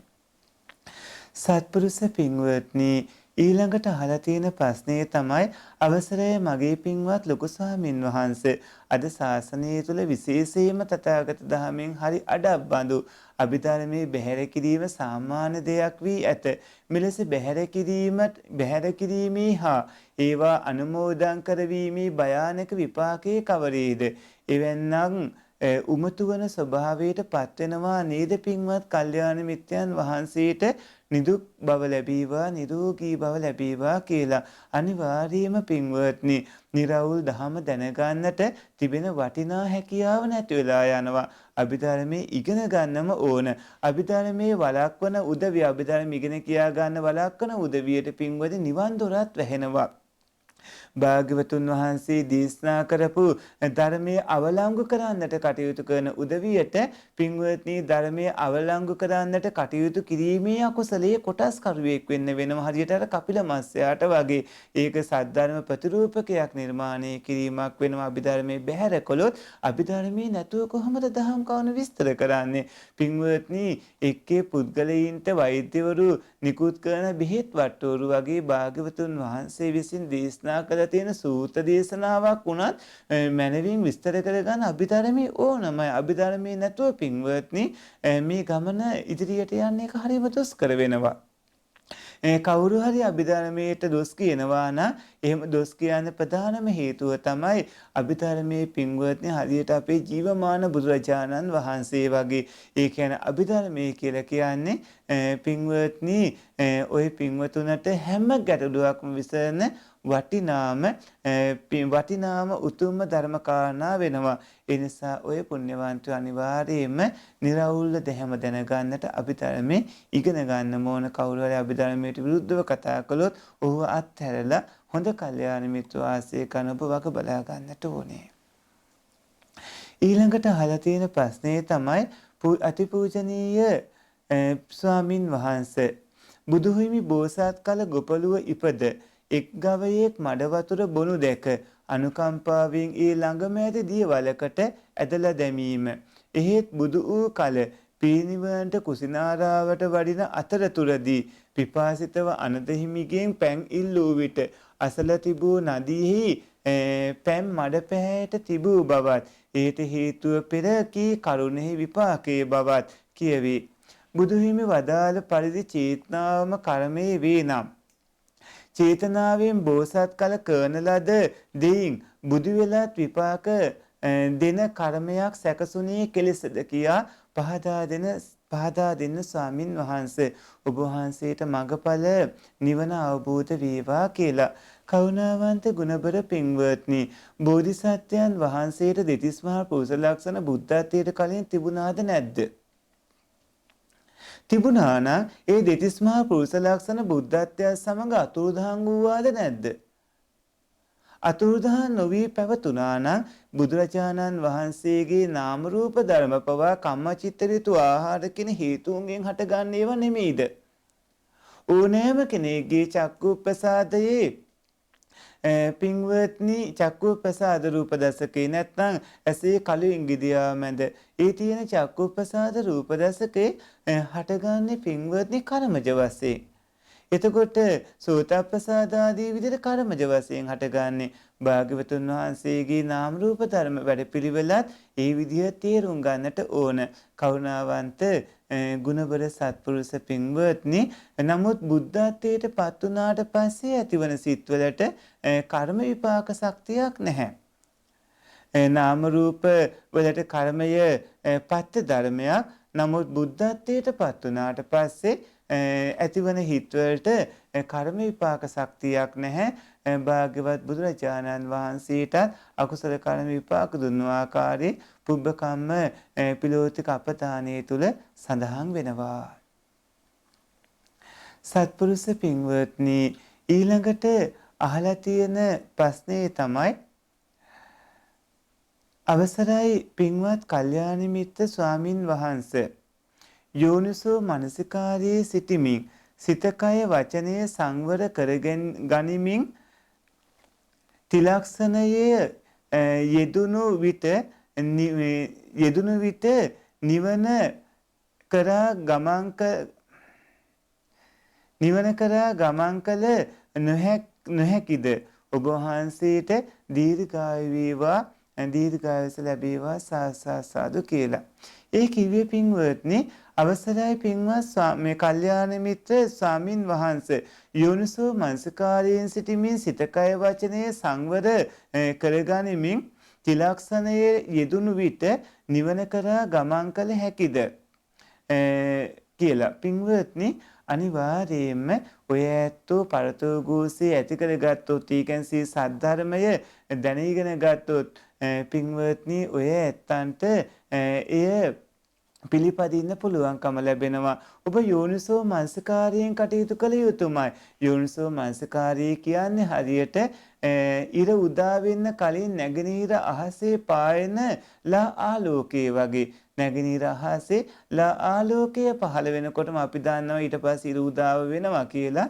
ඒ වගේ පින්වත්නි, යෝනිසෝ මනසිකාරය කියන්නේ ආර්ය අෂ්ටාංගික මාර්ගයේ සම්මාදිට්ඨිය ඇති වෙන්නට කලින් පින්වත්නි ඇතිවන ධර්මතාවයේ පින්වන්තෝ ඇත යෝනිසෝ මනසිකාරයෙන් ඉන්නට ඕන. ඒ අනිවාර්යයෙන්ම පුළුවනි. ඊළඟට අහලා තියෙන ප්‍රශ්නේ, අවසරයි පින්වත් කල්යාණ මිත්‍ර ස්වාමින් වහන්සේ, ධර්මයට අනුව සිහින යනු කුමක්ද? සිහින පෙනීමට හේතු මොනවාද? කරුණාවෙන් පහදා දෙනසේක්වා. තෙරුවන් සරණයි කියලා. පින්වත්නි, ධර්මයට අනුව සිහින කියන්නේ ධම්මාරම්මණයෝ. ඒක මන ආයතනයේට අරමුණු වන ධම්මාරම්මණයෝ තමයි ධර්මයට අනුව සිහින කියලා කියන්නේ. මන ආයතනය ධම්මාරම්මණයන්ගෙනුයි ක්‍රියාවලිය සිද්ධ වෙනවා. ඒ ඇතිවන ක්‍රියාවලිය පින්වත්නි ඉෂ්ට වෙන්න පුළුවන්, ඉෂ්ට නොවෙන්න පුළුවන්. කෙලෙස් බහුලව ඉන්න වෙලාවක කෙලෙස් නිසා ඇති වුණු දෙයක් වෙන්න පුළුවන්. හිතේ පීඩාදිය නිසා එහෙම ඇති වුණු දෙයක් වෙන්න පුළුවන්. නමුත් මහ බෝධිසත්වයන් වහන්සේ වගේ උත්තමීන්ට මේ පෙනෙන හීන අනිවාර්යයෙන්ම ඉෂ්ට වන හීන, කොසල් රජතුමාට පෙනුණු හීන, අනාගත ඉෂ්ට වෙමින් තියෙන හීන, මේ විදිහට පින්වත්නි ධර්මයට අනුව සිහින කියලා කියන්නේ මන ආයතනයේට අතීත වර්තමාන අනාගතය කියන තුන් කාලයට අයත් යම්කිසි ආරම්මණයක් හමු වෙලා ජවන්සිත ඇතිවන අවස්ථාව, එතනදී මේ පින්වත්නි දුර්වල ජවනයන් බහුතරයක් ඇති වෙන්නට පුළුවනි. ඊළඟට අහලා තියෙන ප්‍රශ්නේ තමයි, පින්වත් ස්වාමින් වහන්සේ, එක්වරක් ඉදිරිපත් කර පිළිතුරු ලැබුණේ නැති පැනයක් නැවත විමසන්නේ තෙරුවන් සරණ කියන්නේ කුමක්ද? ස්වාමින් වහන්සේ, අපි හරියටම තෙරුවන් සරණ පිහිටපු අය කියා මට සිතෙන්නේ නැහැ. ඒත් මට ඊටා ආසයි තෙරුවන් සරණ පිහිටපු කෙනෙක් වෙන්න. තෙරුවන් සරණ කිලිටි නොකරගෙන ඒකාන්ත සුගතිගාමි පිළිවෙතකින් ජීවත් වෙන හැටි කියා දෙන්න. ස්වාමීනි, ඔබ වහන්සේට භාග්‍යවතුන් වහන්සේගේ සරණ ලැබේවා කියලා. සත්පුරුෂ පින්වත්නි, ඉංග්‍රීසි අකුරු තියෙනකොට මෙතන මේ අපි ඉන්න ශබ්දාගාරේ විදුලිය, ඒ කියන්නේ ආලෝකයේ තියෙන හින්දා අපේ කණ්ණාඩියට එළිය වැටෙද්දී අපිට අපහසුතාවයක් ඇති වෙන අකුර කියව ගන්නට. ඒ නිසා සිංහල අකුරින්ම පුළුවන් නම් ඔය ඇත්තන්ට ප්‍රශ්න ඉදිරිපත් කරන එක බොහොම අගය කරනවා අපි. පින්වත්නි අර එළිය වැටුණත් අපිට සිංහල අකුර ඉතා පැහැදිලිව ග්‍රහණය වෙනවා මෙතනදී. මෙතනදී පින්වත්නි මම සසර දුකින් එතර වීම පිණිස තුනුරුවන් පිහිට කර ගනිමි කියලා තමයි ඔය ඇත්ත බුද්ධ රත්නේ පිහිට කර ගන්න ඕනේ. ධර්ම රත්නේ පිහිට කර ගන්න ඕනේ. සංඝ රත්නේ පිහිට කර ගන්න ඕනේ. මම සසර දුකින් එතර වීම පිණිස බුද්ධ රත්නේ පිහිට කර ගනිමි. මම සසර දුකින් එතර වීම පිණිස ධර්ම රත්නේ පිහිට කර ගනිමි. මම සසර දුකින් එතර වීම පිණිස සංඝ රත්නේ පිහිට කර ගනිමි කියලා පින්වත්නි බුද්ධ ආදී රත්නත්‍රයේ සත්වයින්ට පිහිටවන හින්දා ඊට වඩා තව පිහිටක් කොහෙවත් නැති හින්දා සියලුම දෙනා තුනුරුවම් තමන්ට පිහිට හැටියට සලකගෙන පින්වත්නි තුනුරුවම් පිහිට කරගන්නට ඕන. තුනුරුවම් තමන්ගේ ජීවිතය සසරින් ගලවා ගන්න උත්තම පිහිට බව දැනගෙන තුනුරුවම්ම පිහිට කරගන්නට ඕන. මිත්‍යා දෘෂ්ටිය කියන පටලයෙන් වැහිලා තියෙන සිත් තියෙන අය පින්වත්නි තුනුරුවන් නොසලකා හරිනවා. නමුත් ඔය පින්වතුන් දෙවියන්ගේ පිහිට හොයන්නේ නැතුව අමනුෂ්‍යයන්ගේ පිහිට හොයන්නේ නැතුව මිත්‍යා දෘෂ්ටියට වැටෙන්නේ නැතුව බුද්ධ රත්නයෙන් ඔය ඇත්ත ඔබ ගලව ගන්න මාර්ගය සකස් කර ගන්න ලබා ගන්න භාග්‍යවතුන් වහන්සේ පිහිට කර ගන්න ධර්ම රත්නේ පිහිට කර ගන්න සංඝ රත්නේ පිහිට කර ගන්න තුනුරුවම්ම පිහිට කරගෙන කටයුතු කර ගන්න තිසරණේ පිහිටන්න තිසරණේ පිහිටීමෙන් පින්වත්නි ඔය ඇත්තන්ට සියලුම ආරක්ෂාව සියලුම රැකවරණේ ලැබෙනවා. ඔය ඇත්තෝ තුනුරුවන් පිළිගැනීමෙන්ම ඔබට උපාසක කියන වචනේ කියන්න පුළුවන්කම ලැබෙනවා. වර්තමානයේදී උපාසක කියන වචනේ බොහෝ දෙනාට භාවිතා කරන්න බෑ. ඒකට හේතුව බෞද්ධ නාමයෙන් හිටියත් පින්වත්නි තුනුරුවන් පිහිට කරගන්නේ නැතුව දෙව්වරු පිහිට කරගත පිරිසක් ඉන්නවා. ඒ වගේම දේශපාලඥයෝ පිහිට කරගත පිරිසක් ඉන්නවා. විවිධානේ පිහිට කරගත පිරිසක් ඉන්නවා. කාමයේ පිහිට කරගත පිරිසක් ඉන්නවා. මේ විදිහට විවිධ දේවල් තුනුරුවන් වෙනුවට පිහිට කරගෙන ඉන්න හින්දා බහුතරයකට අපිට උපාසක කියන වචනේ කියන්න පුළුවන් කමක් නැහැ. තුනුරුවම පිහිට කරගන්න ඕනේ. එයයි ගැලවෙන්න තිබෙන එක මඟ. පින්වත්නි ඊළඟට අහලා තියෙන ප්‍රශ්නේ අවසරයි පින්වත් ස්වාමින් වහන්සේ ධර්මයේ ශ්‍රවණය කරන අවස්ථාවේදී කල්යාණ මිතුරන් ඇසුරු කරන අවස්ථාවේදී අපේ සිත තැම්පත්ව තිබුණත් අපි එදිනදා ජීවිතයේදී සමාජය සමග ඇසුරු කිරීමට සිදුවේ. එහිදී අපේ සිත අපටම නොදැනී සමාජයේ සිදු කරන බොළඳ ක්‍රියාවන් කිරීමටත් ඔවුන්ගේ තත්වයට අවසානයේ පත්වේ. තමන් කවුද යන වගවත් අමතක වී ලාමක දේවල් සිදු කරයි. පින්වත් ස්වාමින් වහන්සේ අපේ සිත මේ සෑම අවස්ථාවකදීම නිවැරදිව පවත්වා ගන්න ආකාරයේ පහදා දෙන්න තෙරුවන් සරණයි පින්වත් ස්වාමින් වහන්සේ කියලා. පින්වත්නි ඔතන තියෙන ආසව අනුසයාදී කෙලෙස් ධර්මවල ස්වභාවය ආසව අනුසයාදී පල්ලෙවි උමතුයෙන් වගේ පවතින අරමුණක් ආවම අවස්ථාවක් ආවම මතුවන පින්වත්නි ඔය කෙලෙස් වල ස්වභාවය ඔය තියෙන්නේ. ඒ හින්දා ඔය ඇත්තෝ භාවනාදී කරමින් කුසලයන් වඩමින් බෝධිපාසක ධර්ම වර්ධනය කරගෙන පූර්ව භාග ප්‍රතිපදාව සත්‍යමත් කරගෙන සසරින් එතර වෙන්නටම වග බලා ගන්නට ඕනේ. පින්වත්නි ඊළඟට අහලා තියෙන ප්‍රශ්නේ තමයි තෙරුවන් සරණයි පින්වත් ස්වාමින් වහන්සේ මම ඩුබායි සේවය කරන කෙනෙක් පංචශීලයේ රකින්න කෙනෙක්. එහෙත් ළඟදී දවසක කුඹින්ට බෙහෙත් ගහන්න සිදු වුණා. මේ ගෙදර මිනිස්සුන්ගේ බලකිරීම නිසා මම බෙහෙත් ගහනකල් ළඟට වෙලා හිටියා. නමුත් මරන්නේ මාන චේතනාවක් තිබුණෙම නැහැ. කොයි ආකාරයකින් මේ සිදුවීම මගේ සීලයට මේ බලපායිද තිරුවන් සරණයි කියලා. පින්වත්නි පානෝ භවයේ පණ ඇති සතෙක් වීම පාන සංඤේ පණ ඇති සතෙක් හැඳීම පානෝ භවයේ පාන සංඤී වදක චිත්ත ඒ කියන්නේ මාන චේතනාව. උපක්කම ඒ සඳහා උපක්කම කිරීම. තේන ජීවිත නාසුව එයින් ජීවිතේ නැසීම. අංගා පංච වදස්සමේ මේ අංග පහ පින්වත්නි සිද්ධ වුණොතින් ප්‍රාණඝාත සිල්පදය කැඩෙනවා. මෙතනදී අකමැත්තෙන් කරන්නට සිද්ධ වුණු හින්දා පින්වත්නි එතන දුර්වල තත්වයක් තියෙන්නේ. ඔය පින්වතුන් ඒ හිතින් බැහැර කළා දාන්න, හිතින් අමතක කළා දාන්න, හිතට ඒ වද්ද ගන්නට එපා. ඔය පින්වතුන් ඒ නැවත නැවත ගන්න එපා.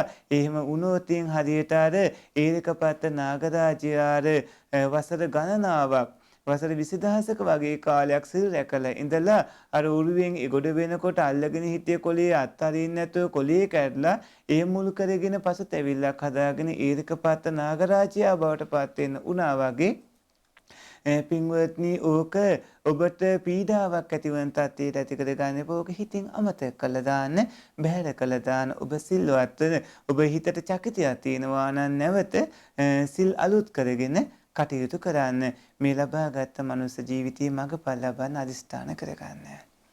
සත්පුරුෂ පින්වත්නි අදට නියමිත දහම් පැන එපමණයි. පින්වන්ත ඔය ඇත්ත හැම දිනාම මෙතෙක් රැස් කරගත් පුණ්‍ය ධර්මයෝ ඔබ නමින් මිය ගිය නෑදෑයිනට අනුමෝදන් වේවා කියලා සාත්නාදයක් පවත්වන්න. සියලු දෙවියන්ට මේ පින් අනුමෝදන් වේවා කියලා සාත්නාදයක් පවත්වන්න. නිවන් දකින්නට මේ පින් හේතු සම්පත් වේවා කියලා සාත්නාදයක් පවත්වන්න. අභිවාදන සීලිස නිච්ඡං වද්දාපචායිනෝ චත්තාරෝ ධම්මා වඩ්ඩಂತಿ ආයුවන්නෝ සුඛං බලං ආයුරාරෝග්‍ය සම්පatti සග්ග සම්පatti මේවච අතෝ නිබ්බාන සම්පatti මිනාති සමිච්ඡතු.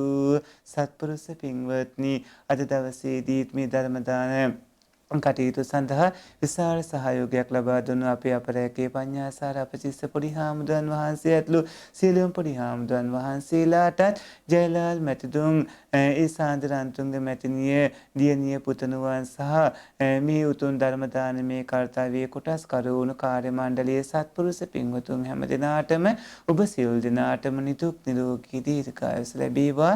හැම දිනාටම තෙරුවන් සරණයි.